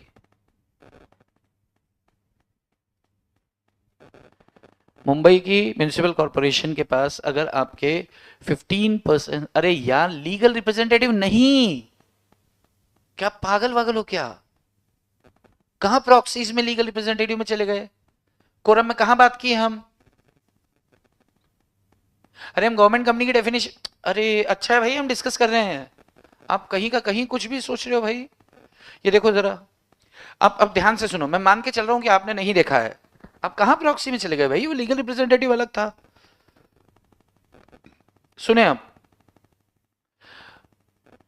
ये क्वेश्चन, अच्छा चलो मान लो किया भी था, तो क्या ये एग्जाम में क्वेश्चन आता है क्या ये गवर्नमेंट कंपनी है? तो हमें ये बताना पड़ेगा कि साहब स्टेट ऑफ राजस्थान मतलब एक स्टेट गवर्नमेंट है, सेंट्रल गवर्नमेंट है, म्यूनिसिपल कॉरपोरेशन ऑफ मुंबई या महाराष्ट्र। भाई महाराष्ट्र का जो म्यूनिसिपल कॉरपोरेशन है, तो म्यूनिसिपल कॉरपोरेशन क्या स्टेट गवर्नमेंट होता है? नहीं। क्या सेंट्रल गवर्नमेंट होता है? नहीं। लेकिन पीछे राज्य का नाम क्वेश्चन में लिख दिया जाता है कि municipal corporation of Delhi, municipal corporation of ये, म्यूनिसिपल कॉरपोरेशन ऑफ राजस्थान। तो municipal corporation of Jhalawar, Kota, ये क्या कहलाता है? लोकल अथॉरिटी कहलाता है, लोकल अथॉरिटी। ये ना तो सेंट्रल गवर्नमेंट है ना ही स्टेट गवर्नमेंट है, ये लोकल अथॉरिटी है। तो एग्जाम में आपको ये दिखाकर वो ये यहां कंफ्यूज करना चाहेगा कि देखो ना गवर्नमेंट ही तो है, म्यूनिसिपल कॉरपोरेशन भी क्या है? गवर्नमेंट ही तो है। आप बोल देना हाँ जी गवर्नमेंट है, लेकिन स्टेट गवर्नमेंट नहीं है, सेंट्रल गवर्नमेंट नहीं है, लोकल अथॉरिटी है। तो फिर ये इसके अंदर 40% ही शेयर होल्डिंग हुई है, तो ए लिमिटेड गवर्नमेंट कंपनी नहीं है। Municipal corporation is not any government, it's a local authority. Very good, बहुत बढ़िया। तो ये आपका खत्म होता है गवर्नमेंट कंपनी वाला पोर्शन, खत्म। तो गवर्नमेंट कंपनी हो गई आपकी, आपकी फॉरेन कंपनी हो गई। अब आते हैं नंबर ऑफ मेंबर्स के आधार पे, तो थोड़ा नीचे ले लें, यहाँ पे जगह है, यहाँ पर है। वन मोटा कर लें, ओपीसी, वन पर्सन कंपनी, और मोटा कर लेते हैं, पब्लिक कंपनी और प्राइवेट कंपनी। पब्लिक कंपनी में कम से कम, अच्छा अब ये 11वीं 12वीं वाला आ गया, 11 12th वाला public company versus private company, तो आपको पहले से सब कुछ पता है। कोई 4 डिफरेंसेस बताओ पब्लिक कंपनी प्राइवेट कंपनी में। पब्लिक कंपनी में मिनिमम 7 मेंबर्स होते हैं, इसमें मिनिमम 2 मेंबर्स होते हैं, इसमें मैक्सिमम अनलिमिटेड हो सकते हैं, इसमें मैक्सिमम 200 तक हो सकते हैं, इसमें एम्प्लॉइज और एक्स एम्प्लॉय मेंबर्स को एक्सक्लूड किया जाता है, ठीक है। अच्छा अच्छा ये पहली बात हो गई, ये दूसरे डिफरेंस हो गया। अब तीसरी बात करें, पब्लिक में शेयर्स इशू पब्लिक कंपनी कर सकती है, साथ साथ करते जाना भाई, पब्लिक में शेयर्स इशू कर सकती है, जबकि 3 रिस्ट्रिक्शन, वेरी गुड, जबकि ये पब्लिक में शेयर्स इशू नहीं कर सकती। नंबर चौथी बात, पब्लिक से डिपॉजिट्स एक्सेप्ट कर सकती है, प्राइवेट कंपनी पब्लिक से डिपॉजिट एक्सेप्ट नहीं कर सकती। पांचवी बात, फ्रीली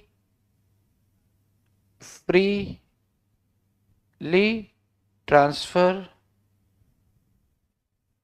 ऑफ शेयर्स, ये कर सकते हैं फ्रीली ट्रांसफर ऑफ शेयर्स, जबकि ये फ्रीली नहीं कर सकते subject to some restrictions.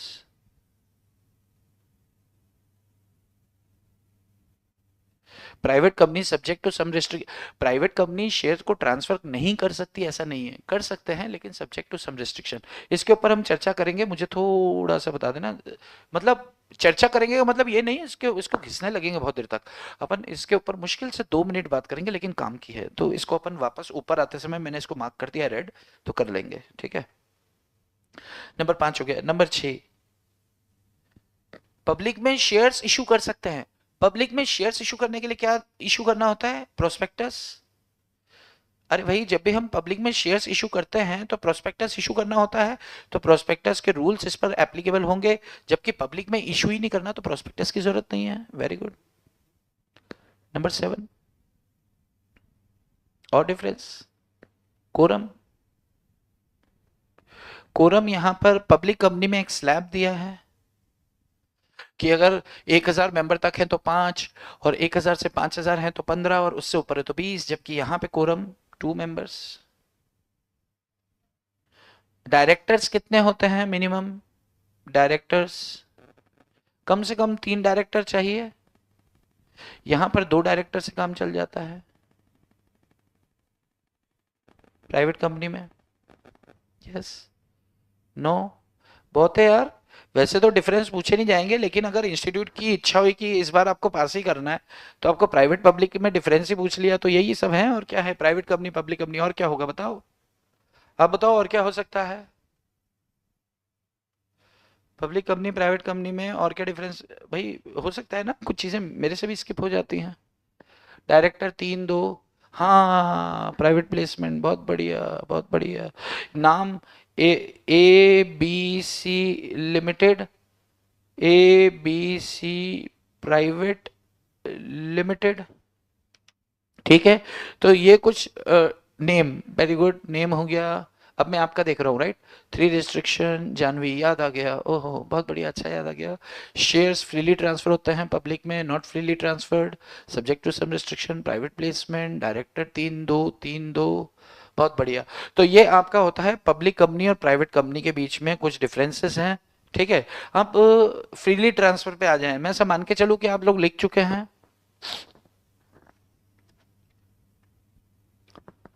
Number of members, minimum, maximum, number of directors, shares freely in public, listed, unlisted. Okay okay, बहुत बढ़िया। एक एक पॉइंट इन्होंने लिस्टेड अनलिस्टेड का डाला है, बिल्कुल सही बात है कि पब्लिक कंपनी की लिस्टिंग, या यूं कहें में भी लिस्टेड, ये लिस्टेड हो भी सकती हैं, जबकि इनकी लिस्टिंग नहीं होती है। क्यों? क्योंकि पब्लिक में शेयर्स इशू नहीं कर रहे हैं। पब्लिक में शेयर्स इशू नहीं कर रहे हैं तो लिस्टिंग की जरूरत नहीं है। पब्लिक में शेयर्स इशू नहीं कर रहे हैं तो प्रोस्पेक्टस की जरूरत नहीं है ना।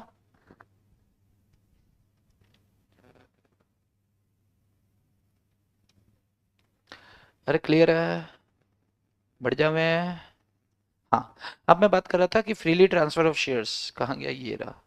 देखो, एक कंपनी है प्राइवेट कंपनी है जिसके, मान लो एक प्राइवेट कंपनी है जिसके, प्राइवेट लिमिटेड कंपनी है XYZ, जिसके टोटल नंबर ऑफ मेंबर्स हैं 190, टोटल नंबर ऑफ मेंबर्स है 190। मैं उसमें एक PS, उसमें एक क्या है, मेंबर है। PS के पास 1000 शेयर्स हैं। PS के पास कितने शेयर्स हैं? 1000 शेयर्स हैं। PS ये 1000 शेयर्स, 50-50 शेयर्स 20 लोगों को, यानी कि पूरे 1000 शेयर्स बेचना चाहता है। पीएस 50-50 शेयर्स 20 लोगों को बेचना चाहता है, तो जब पीएस शेयर्स बेचकर बाहर जाएगा तो पीएस कम हो जाएगा और टोटल नंबर ऑफ मेंबर्स बचेंगे 189। और ये 50-50 शेयर्स 20 लोगों को बेच के जाएगा, यानी कि 20 लोग की 20 मेंबर्स की एंट्री होगी, तो मेंबर्स कितने हो गए 209। और मैक्सिमम जो लिमिट है, मैक्सिमम लिमिट क्या है 200 मेंबर्स, तो ये 200 मेंबर्स की मैक्सिमम लिमिट को एक्सीड कर रहा है। यानी कि अब क्या हुआ कि अब प्राइवेट कंपनी का स्टेटस खतरे में डाल गया। यस। तो प्राइवेट कंपनी क्या बोलेगी, यार हमारे तो 200 ही मेंबर हो सकते हैं, तुम 209 कर गए यार जाते जाते, तो मैं क्या करूं, मेरे शेयर से मैं बेचूं जिसको मर्जी। नहीं नहीं, तुम जिसको मर्जी बेचो, लेकिन इतना तो ध्यान रखो यार कि हमारा स्टेटस ही खराब कर गए तुम, हमें प्राइवेट से निकाल के पब्लिक में खड़ा कर गए। 200 क्रॉस हो गए ना, लिमिट क्रॉस हो गई हमारी, तो हम तो पब्लिक बन जाएंगे यार, हमें सरकार से जितनी फैसिलिटीज मिल रही सारी बंद हो जाएंगी, हम पे सारे प्रोविजन एप्लीकेबल होंगे, पब्लिक कंपनी में सब लगते हैं, प्राइवेट पे छूटें मिलती हैं, तेरे चक्कर में ये सब हो रहा है।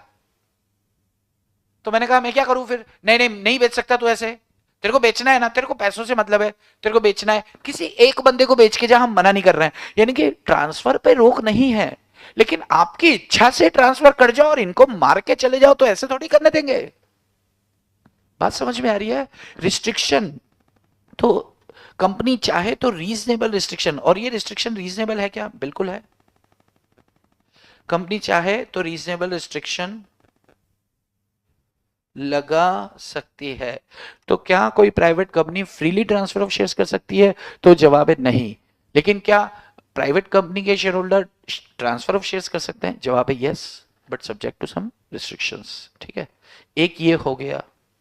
दूसरा ये हो गया, जैसे मान लो कि मैं एक बहुत ही हरामखोर इंसान हूं, बहुत बदमाश, बहुत ज्यादा बदमाश इंसान हूं। एक कंपनी है पारो लिमिटेड, पारो प्राइवेट लिमिटेड।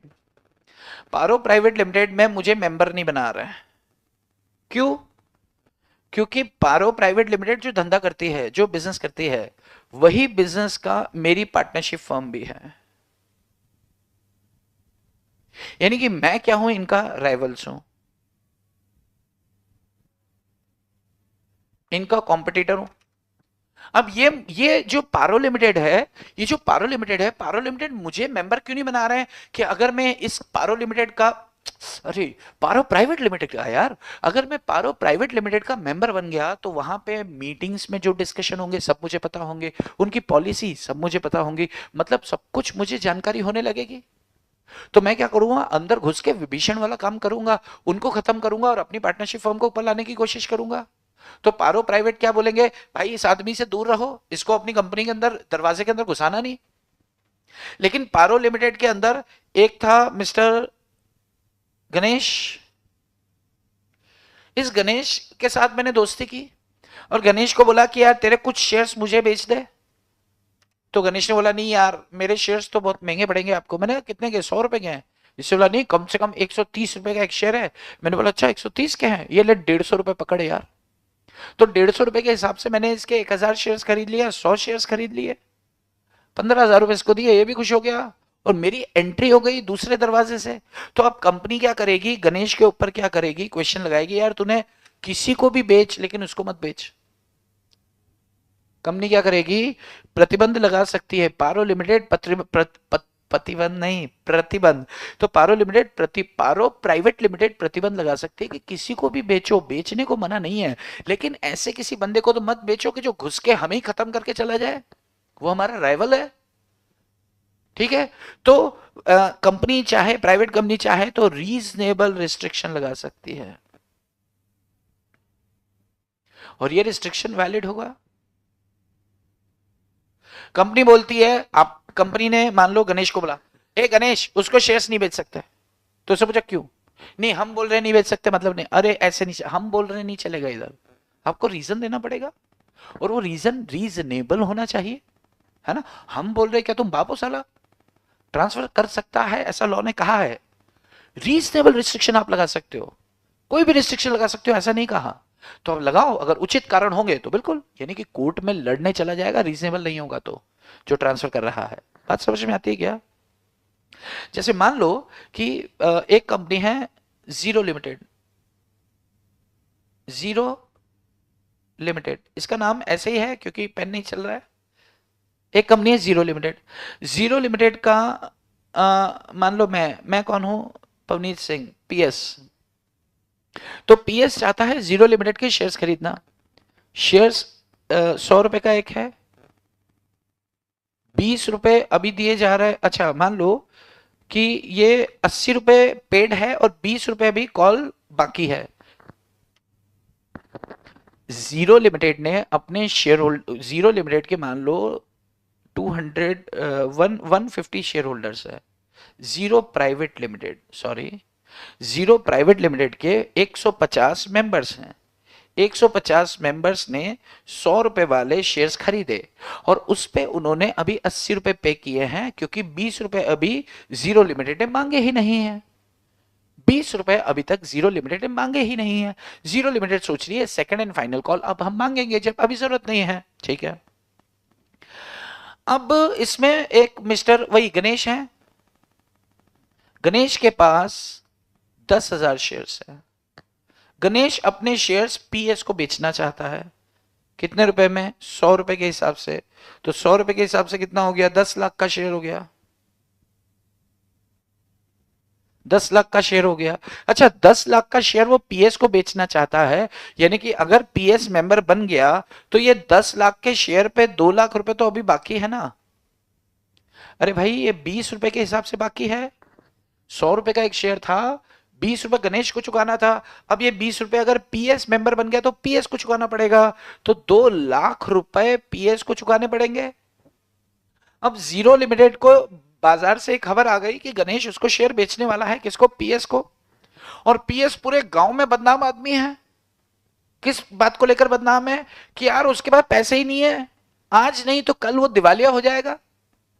तो जीरो लिमिटेड कह रही है, जीरो प्राइवेट लिमिटेड कह रही है कि यार एक काम कर गणेश, तुझे शेयर ट्रांसफर करने तो किसी को भी कर, उसको मत कर। कि क्यों? उसको क्यों नहीं कर सकता? यार देख 2 लाख रुपए अभी तुम्हारे शेयर्स पे पैसे आना बाकी हैं, यहाँ बाकी हैं। तो यार वो बंदा दिवालिया होने वाला है, हम उससे पैसे कैसे लेंगे यार? तू तो बेच के निकल जाएगा, हमारा मामला अटक जाएगा, तो कॉलसी नरियर में कहानी फंस जाएगी।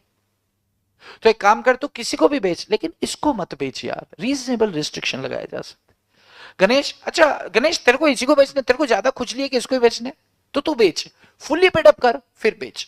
यानी कि 2 लाख रुपए तू हमें पहले पे कर दे और ये 2 लाख रुपए तू पीएस से वसूल कर लेना। तेरे को बड़ा विश्वास है उस पर, तेरे को विश्वास है उस आदमी पे?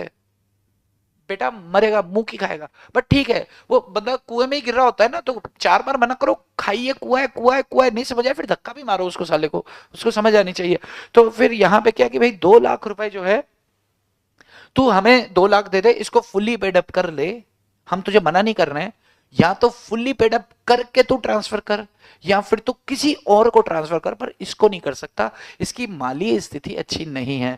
यानी कि रीजनेबल रिस्ट्रिक्शन है।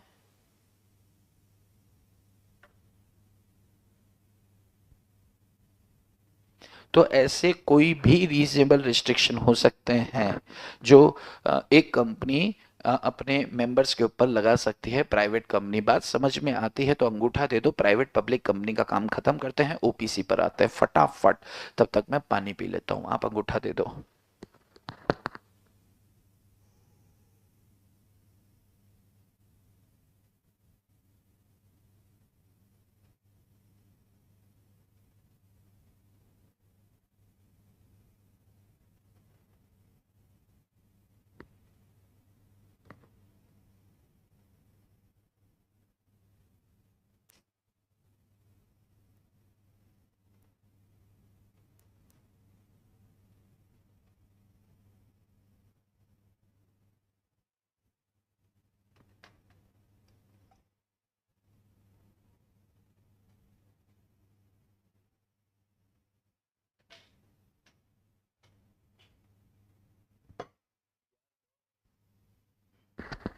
बहुत बड़ी मूर्खता होगी यार, बच्चे लोग। मेरे से ना पेन चार्ज नहीं हुआ। मतलब मैं बहुत दिल से आज सोच के आया था कि ऐसे खींच के पढ़ाऊंगा, आज खत्म कर दूंगा कुछ बहुत कुछ, लेकिन पेन जब ऐसे अटक के चलता है ना तो एकदम गुस्सा सा आ जाता है। जैसे ही मन में कुछ और विचार आते हैं तो कोई एक पॉइंट स्किप हो जाता है। इसलिए मैं धीरे धीरे लिख रहा हूँ कि कोई चीज़ स्किप ना हो। ठीक है। चलो, one person company, one person company में क्या होता है, आप, मैं ऐसा मान के चल रहा हूँ आप लोग साथ साथ लिख रहे हैं। ठीक है। वन पर्सन कंपनी क्या होता है, ओपीसी। ओपीसी में क्या होता है जी, सिंगल मेंबर होता है, एक सिंगल मेंबर होता है, सिटीजन ऑफ इंडिया होता है, प्लस रेसिडेंट है। वो क्या करता है, ओपीसी बना देता है, वन पर्सन कंपनी बना देता है। ठीक है। अब क्या, अच्छा, एक, सुनो पहले ऐसे कहानी सुन लो। एक बंदा है जो एक वन पर्सन कंपनी बनाना चाहता है। देखो पहले क्या होता था कि कंपनी, या तो कम से कम, मतलब पहले कंपनी की डेफिनेशन जब भी आप पढ़ा करते थे ना, जब आप छोटे बच्चे थे, 11 12 फाउंडेशन, फाउंडेशन भी नहीं, तो वहां पे आप समझते थे कि भाई कंपनी बोले तो वो कंपनी में मतलब कम से कम दो या दो से ज्यादा लोग मिलकर एक ऑर्गेनाइजेशन बनाते हैं, रजिस्ट्रार के पास इनकॉर्पोरेशन कराते हैं। दो या दो से ज्यादा, दो या दो से ज्यादा, लेकिन एक नया शगुफ्ता और छोड़ के रखा है इन्होंने, वन पर्सन कंपनी। एक अकेला बंदा भी कंपनी बना सकता है, बना ले। लेकिन मान लो एक अकेला बंदा मर गया तो लॉ क्या कहता है कि जब आप कंपनी बनाने जाओगे ना तो आप एक नॉमिनी का नाम भी साथ में लिख के दोगे, कि कल को तू मर गया तो विद इन 15 डेज, कल को तू मर गया तो विद इन 15 डेज तेरे बंदे को तेरी जगह दे देंगे। और जैसे ही तेरे बंदे को तेरी जगह दे देंगे, तू तो मर चुका, अब तू पिक्चर से गायब। अब वो बंदे का नाम क्या था, मान लो भद्दू नाम है उसका, भद्दू, भद्दू राम। तो अब भद्दू राम क्या होगा, भद्दू राम को बोलेंगे कि ए भद्दू, एक काम कर, कल को जैसे तेरे वो साहब मर गए तो तू बन गया मेंबर, तो तू मरेगा तो कौन बनेगा मेंबर। तो मतलब डब्बा आगे की तरफ सरकता जाएगा, नॉमिनी मेंबर बन जाएगा। जब नॉमिनी मेंबर बन जाएगा तो जो रजिस्ट्रार है उसको बोलेगा कि अपने नीचे नॉमिनी बना। कल को तू मरा तो तेरा नॉमिनी मेंबर बन जाएगा, तो फिर हम उससे कहेंगे कि भाई अपने नीचे नॉमिनी बना। तो ये चक्र चलता रहेगा। यस। तो एक बंदा, कोई भी एक बंदा जो भारत का नागरिक है, मूल निवासी है, भारत का नागरिक है, सिटीजन ऑफ इंडिया है ना, और वेदर रेसिडेंट इन इंडिया और अदरवाइज, तो वो क्या करेगा, आकर एक वन पर्सन कंपनी बनाना चाहे बना सकता है, लेकिन उसे एक नॉमिनी को उसका नाम, यानी कि जब इनकॉर्पोरेशन अपन करने के लिए फार्म भरेंगे ना, फार्म, फॉर्म भरेंगे, ठीक है, फार्म हिंदी में बोलते हैं, फॉर्म भरेंगे ना, तो उसका जब फॉर्म भरेंगे तो उसमें क्या करेंगे, अपना नाम डिटेल सारी बातें लिखेंगे। और कल को हम मर गए तो कौन मेंबर बनेगा, तो उसकी नाम डिटेल्स भी लिखता है। तो मान लो हम राजेश जी का नाम लिख रहे हैं, अब राजेश जी की सहमति भी तो चाहिए कि कल को ये मरा तो क्या तुम ओपीसी के मेंबर बनने को तैयार हो। ध्यान से सुनना, ऐसा क्यों, लॉ ऐसा कहता है कि एक मेंबर, एक मेंबर एक ही ओपीसी बना सकता है, और एक मेंबर का एक जो नॉमिनी होगा वो भी एक ओपीसी में ही नॉमिनी बन सकता है। एक मेंबर एक ही ओपीसी बना सकता है, एक नॉमिनी, जैसे मान लो कि मैंने राजेश जी को नॉमिनी बना रखा है, ठीक है, राजेश जी अब किसी और के नॉमिनी नहीं बनेंगे। मैंने अगर राजेश जी को नॉमिनी बना रखा है तो नॉमिनी भी एक ही मालिक लेके चलेगा, और एक मेंबर एक ओपीसी बना सकता है। अब ध्यान से सुनना, मान लो मैं, यानी कि पीएस कौन है, मेंबर है, और आरजे कौन है, राजेश जी कौन है, इसके नॉमिनी है। यानी कि कल को पीएस मर गया तो इसका नॉमिनी आरजे मेंबर बनेगा। लेकिन ऐसा भी तो हो सकता है कि आरजे ने अपनी एक ओपीसी खोल के रखी है, ऐसा भी तो हो सकता है कि आरजे ने अपनी एक ओपीसी खोल के रखी है। तो आरजे ने ओपीसी खोल के रखी है मतलब आरजे किसी दूसरी ओपीसी का मेंबर है। अभी प्रैक्टिकली सोचो ना, मैं मरा तो आरजे क्या बन गया, मेंबर बन गया। मेरी मृत्यु के बाद क्या हुआ, आरजे मेंबर बन गया। और आरजे की अपनी ओपीसी पहले से थी, यानी कि लॉ क्या कहता है, एक बंदा एक ही ओपीसी बना सकता है। तो लॉ ने क्या बोला कि इन दोनों में से अब आरजे क्या करेगा, चॉइस करेगा कि किसको कंटिन्यू करना है। किसी एक को आरजे को बंद करना पड़ेगा। आरजे को चॉइस दी जाएगी कि आरजे तुम किसी एक कंपनी को कंटिन्यू कर लो और दूसरी कंपनी को क्या करो, आप बंद कर दो। क्यों? क्योंकि एक मेंबर एक ही ओपीसी बना सकता है। कि सर ये मैंने थोड़ी बनाई। हाँ, तुमने नहीं बनाई, लेकिन पीएस के मरने के बाद तुम मेंबर हो गए, तो एक मेंबर की एक ओपीसी होती है। यहां पर एक मेंबर की एक ओपीसी पीएस वाली के तुम बन गए और दूसरा एक तुम्हारी अपनी थी। तो फिर आरजे क्या करेगा, जो मोस्ट बेनिफिशियल, जहां से उसे सबसे ज्यादा फायदा नजर आ रहा है, उसमें मेंबर कंटिन्यू करेगा और दूसरी ओपीसी के अंदर किसी दूसरे बंदे को मेंबर बना के खुद उसका नॉमिनी बन जाएगा। अब वो ये लॉ नहीं है कि बनेगा उसको छोड़ देगा। लॉ तो ये कह रहा है कोई एक पकड़ो दूसरी छोड़ो, तो कोई एक पकड़ के दूसरी आपको छोड़नी होगी, इतनी सी तो बात है। अच्छा, नॉमिनी को कभी भी हम चाहें तो तब्दील कर सकते हैं, चेंज कर सकते हैं, हटा सकते हैं। प्रैक्टिकली सोचो ना, मान लो कि हमने किसी को, मैंने राजेश जी को नॉमिनी बना दिया, मेरी ओपीसी बहुत अच्छा पैसा कमा रही है। अब राजेश जी की आंखों में डॉलर चमक गया, राजेश जी यार मेरे ही पीछे पड़ गए कि इसको खत्म करें तो अपने हाथ में अपन नॉमिनी है, कंपनी अपने हाथ में आ जाए। या फिर राजेश जी मुझसे पहले मर गए, अरे भाई मैं मरता, मेरे से पहले राजेश जी मर गए यार, तो मेरा नॉमिनी इज नो मोर, मेरा नॉमिनी अब ज्यादा नहीं रहा, नो मोर, ज्यादा नहीं रहा। मैं नहीं रहता तो नॉमिनी आता। नॉमिनी तो मेरे पीछे लठ लेके पड़ा है कि आज तेरे को बताता हूं, फटाक से मर तो मैं नॉमिनी बनूं। तो मैं क्या करूंगा, मैं मेंबर बनूं तो मैं क्या करूंगा, पहली फुर्सत में जाके रजिस्ट्रार को बोलूं अरे यार ये नॉमिनी बदलो यार, मेरे को मजा नहीं आ रहा। या फिर मेरा किसी बात को लेके मन मुटा हो, अरे कोई भी कारण हो, मेरी इच्छा है, खुजली थी, बनाया था राजेश जी को, खुजली खत्म हुई, राजेश जी को हटाना चाहता हूं यार। साला डिसीजन मेरा है, क्या दुनिया से पूछेंगे कि नॉमिनी मतलब क्यों? अरे खुजली, कोई रीजन देने की जरूरत नहीं, हटा दिया, हटा दिया, नॉमिनी है यार। अधिकार दिया था हमने उसे, वो अधिकार हम वापस ले रहे हैं, तो हमें कोई कारण बताने की जरूरत नहीं है, ध्यान रखना।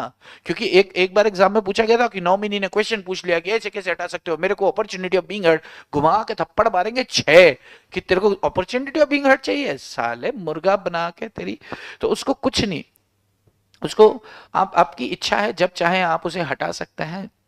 बात, हाँ, उसे उसे चिट्ठी जरूर दी जाएगी कि भैया तुझे हटा रहे हैं, उसे बताया जरूर जाएगा तुझे हटा रहे हैं बस, लेकिन उससे उसकी परमिशन नहीं ली जाएगी आपको हटा दें साहब, ऐसा नहीं होगा। ठीक है, पहली चीज। दूसरी बात, अगर नॉमिनी पहले मर जाता है मेंबर से तो भी आपको नॉमिनी बदलना है, या फिर आप सुओ मोटू आप जब चाहें आप बदल सकते हैं। On the other hand, nominee जब चाहे विड्रॉ कर सकता है अपनी कंसेंट। अरे भाई आप उसे हटा सकते हो तो वो भी तो अपने आप हट सकता है, तो वो अपनी कंसेंट विड्रॉ करेगा, तो अब वो नॉमिनी नहीं रहा, तो जाहिर सी बात है आपको 15 दिनों के अंदर दूसरा नॉमिनी उठा के बताना है आरओसी के पास। मतलब ये नौटंकियां चलती रहेंगी। डायरेक्टली और इनडायरेक्टली बात यह है कि एक मेंबर और एक एक मुन्ना भाई, एक सर्किट चाहिए। अब सर्किट नहीं है तो सर्किट का कोई पट्टा आके बैठेगा दूसरा, लेकिन बैठेगा जरूर। ठीक है, तो ओपीसी में अगर आप गो थ्रू करेंगे तो यही बातें घुमा घुमा के दो तीन जगह से देके रखी हैं। तो आ, कोई नेचुरल,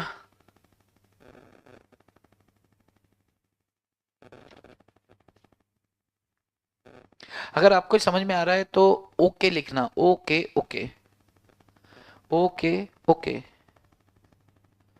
तो ये फिर अपना खत्म हो जाएगा मामला।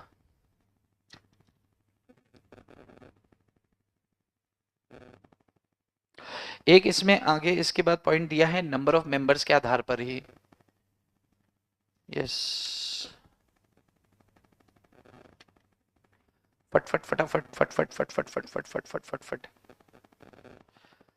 भाई मेरा पेन इतना प्रॉपर नहीं चला, नहीं तो मैं बहुत सारी चीजें लिखता है इसमें, और जितना डिस्कशन किया उतना लिखता, लेकिन मैं सब मान के चल रहा हूँ कि आप गो थ्रू कर लेंगे। यस, अरे हाँ, ठीक है। एक छोटी सी बात और सुन लो, ध्यान से सुन लेना, नंबर ऑफ मेंबर्स के आधार पे है।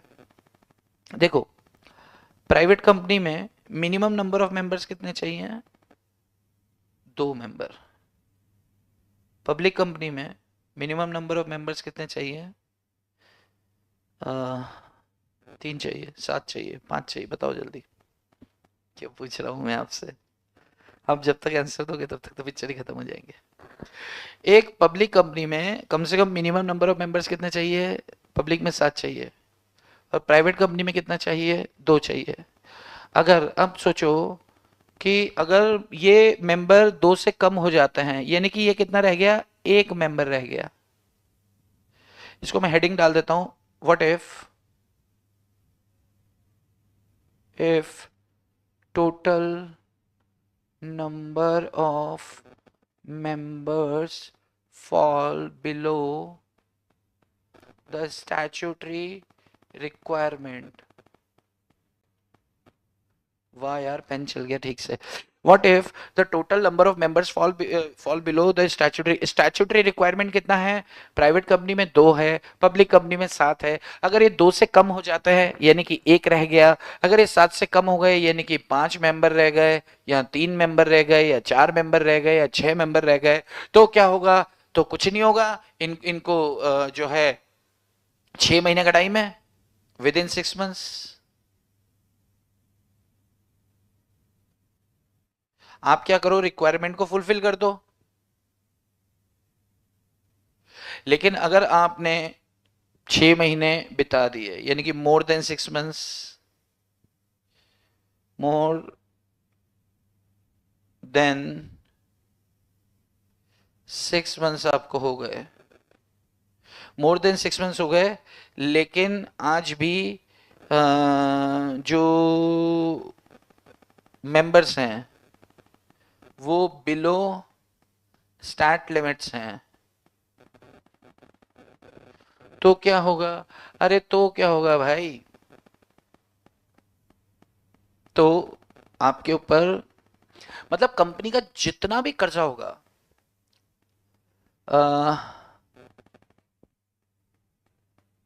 जो रिमेनिंग मेंबर्स हैं shall be liable for whole debt of the company, whole debt of the company contracted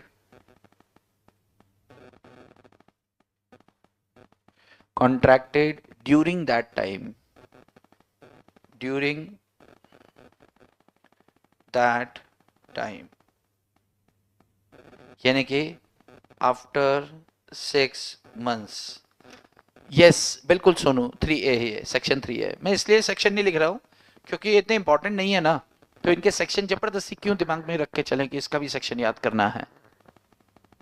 लवी बंसल मेरी साइड से हेलो, और गाइस लवी बंसल को हाई कर दो। चलो सुने, कौन है लवी? मुझे नहीं पता भाई। अगर मान लो कंपनी की जो स्टैट्यूटरी लिमिट होती है, नंबर ऑफ मेंबर्स की स्टैट्यूटरी लिमिट होती है, अगर ये स्टैट्यूटरी लिमिट से नीचे गिर जाता है, स्टैट्यूटरी लिमिट से नीचे यानी कि 6 मेंबर 7 से कम हो जाते हैं, तो 6 महीने, और अच्छा 7 से कम हो गए और उसके बावजूद आप 6 महीने धंधा कर रहे हो, पता है आपको कि भाई हो गया, तो 6 महीने के बाद जितना भी कर्जा, जितनी भी डेट, जितनी भी लाइबिलिटीज आएंगी, वो सारी की सारी 100% आपके ऊपर चढ़ जाएंगी। किन के ऊपर? जो जो बचे हुए लोग हैं। तो भाई बचे हुए लोगों क्या करो कि आप जो रिड्यूस हो गया है तो उसको ठीक कर लो, नहीं तो क्या है कि अच्छा फिर एक समय बाद क्या करेगा, रजिस्ट्रार वाइंडिंग अप के आदेश भी दे देगा कि ये तो कर ही नहीं रहे ठीक, ये तो ज्यादा होशियारी में आ रहे हैं। कोई कारण हो गया तो समझ में आती है, कारण ही नहीं है, मान ही नहीं रहे हो तो वाइंडिंग अप के ऑर्डर भी मिल सकते हैं। लेकिन अभी सिर्फ इतना सा बताया कि लायबल कौन होगा, तो जो बचे हुए मेंबर्स हैं वो लायबल होंगे। तो उसमें नई बात क्या कर रहे हो भाई, हमें सब पता है पहले से। अरे हमें पता है भाई कि 6 से कम हो गए, 7 से कम हो गए, 2 से कम हो गए, तो यार वो लायबल होंगे 100%। मान लो कि वो 2 करोड़ की लाइबिलिटी लेकर बैठ गए, उसके बाद उन्होंने 10 मेंबर जोड़ लिए।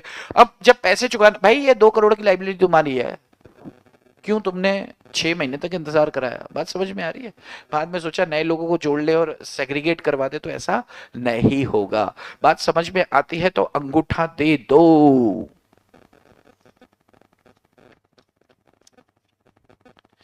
चलिए अब आपका इसमें बचा है इनकॉर्पोरेशन, बचा है थोड़ा सा, थोड़ा सा नहीं मतलब इस चैप्टर का हमने मेमोरेंडम आर्टिकल एसोसिएशन खत्म कर दिया था।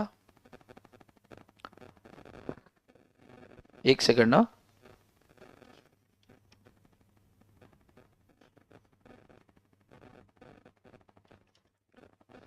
अरे वाह,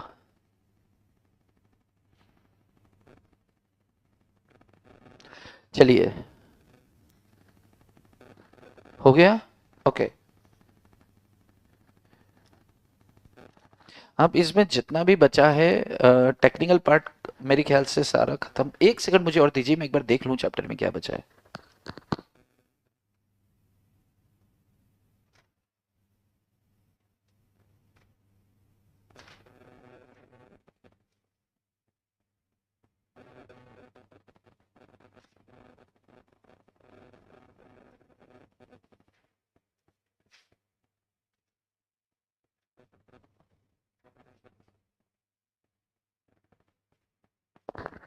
चलिए, अच्छा सुनो, अब बहुत ज़्यादा कुछ इस चैप्टर में बचा नहीं है, लेकिन प्रोसीजरल पार्ट बचा है। प्रोसीजरल पार्ट मतलब एक कंपनी आप बनाने जाओगे तो आप कंपनी बनाने के लिए वो मेमोरेंडम, आर्टिकल, कागज़, सिग्नेचर, ये वो दुनियादारी, कचर पचर, ये चीज़ें हैं। लेकिन ऐसे वो देख के ऐसा लगता है ना कि क्या ही पढ़ो यार इसको।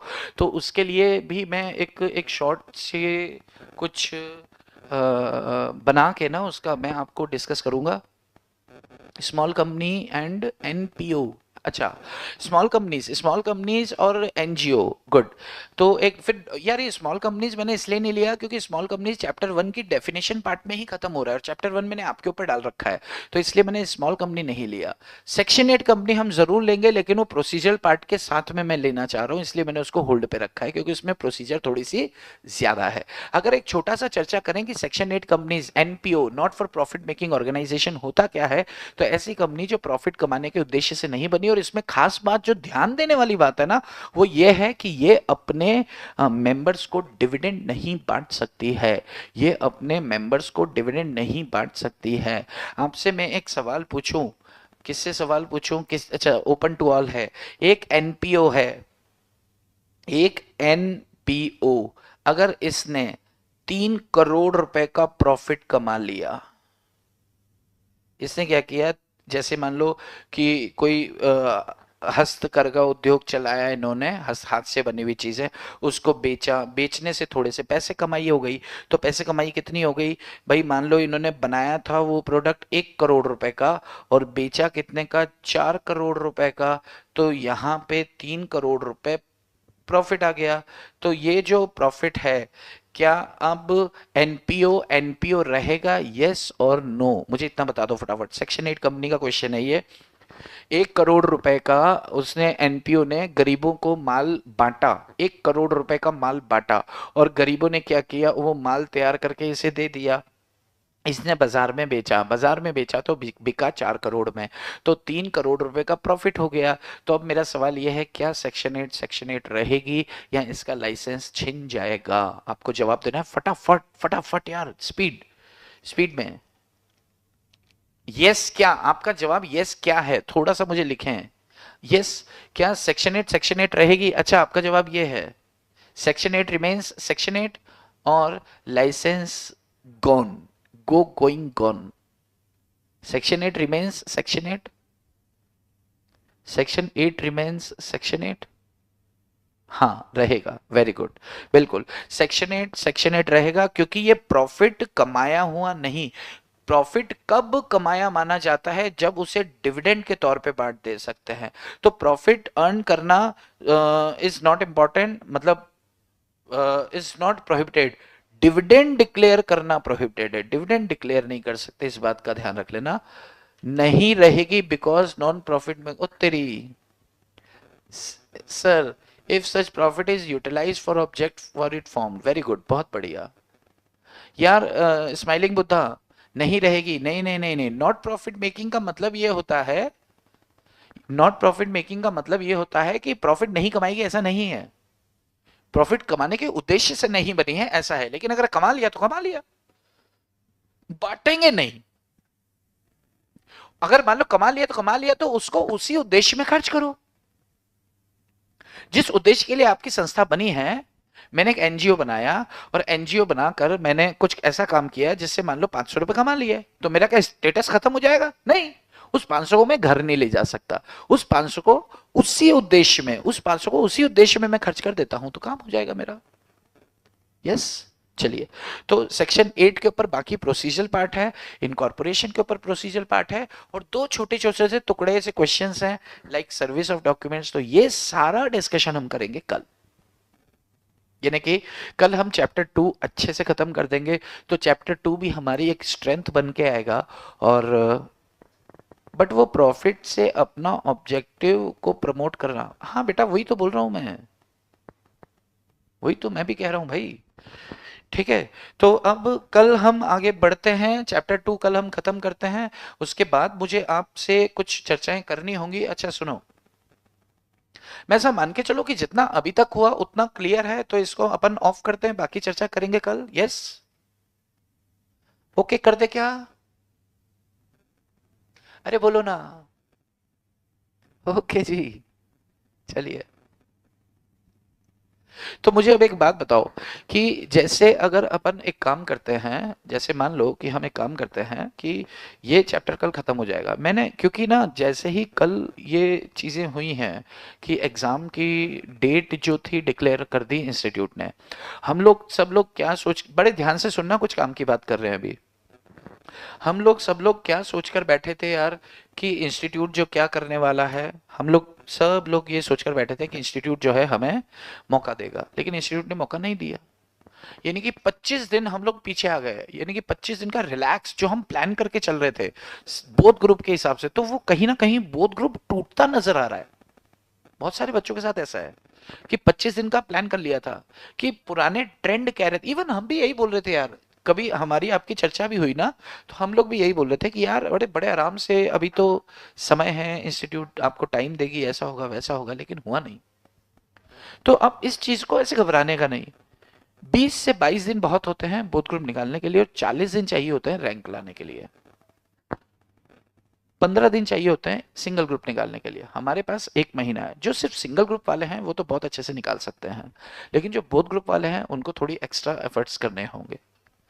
मैंने आपको बताया कि भाई आप लोग के पास मेरा नंबर तो है, हमारी बातें भी होती हैं, मेजॉरिटी स्टूडेंट्स जो आप मुझे नज़र आ रहे हैं हमारी बात होती है, तो आप मुझे मैसेज करें संडे को, तो मैं एक शेड्यूल आज से बनाना चालू करता हूँ सब्जेक्ट वाइज।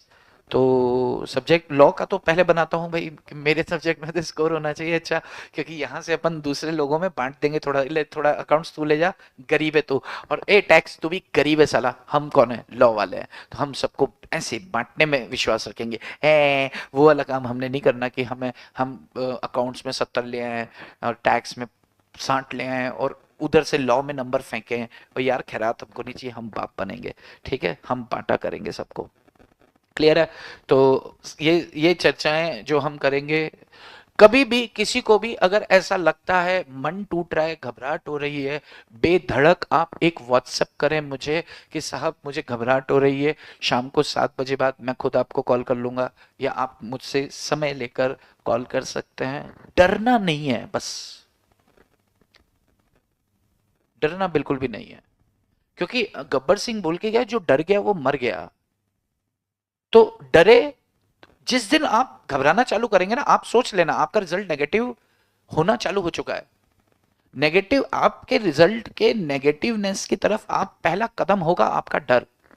तो जैसे ही डर लगता है, घबराहट होती है, सुबह से शाम तक डिप्रेशन में, आप मुझसे बात करो यार, मैं तैयार हूं, लेकिन मुझे बस आप पास चाहिए। ठीक है, बात समझ में आ रही है? आप निश्चिंत रहो, मैं हूं आपके साथ टिल एग्जाम। ओके, चलिए, जय Shri Krishna, tata bye bye, निकलता हूं मैं भी, है ना, बाय। कल करेंगे चैप्टर 2।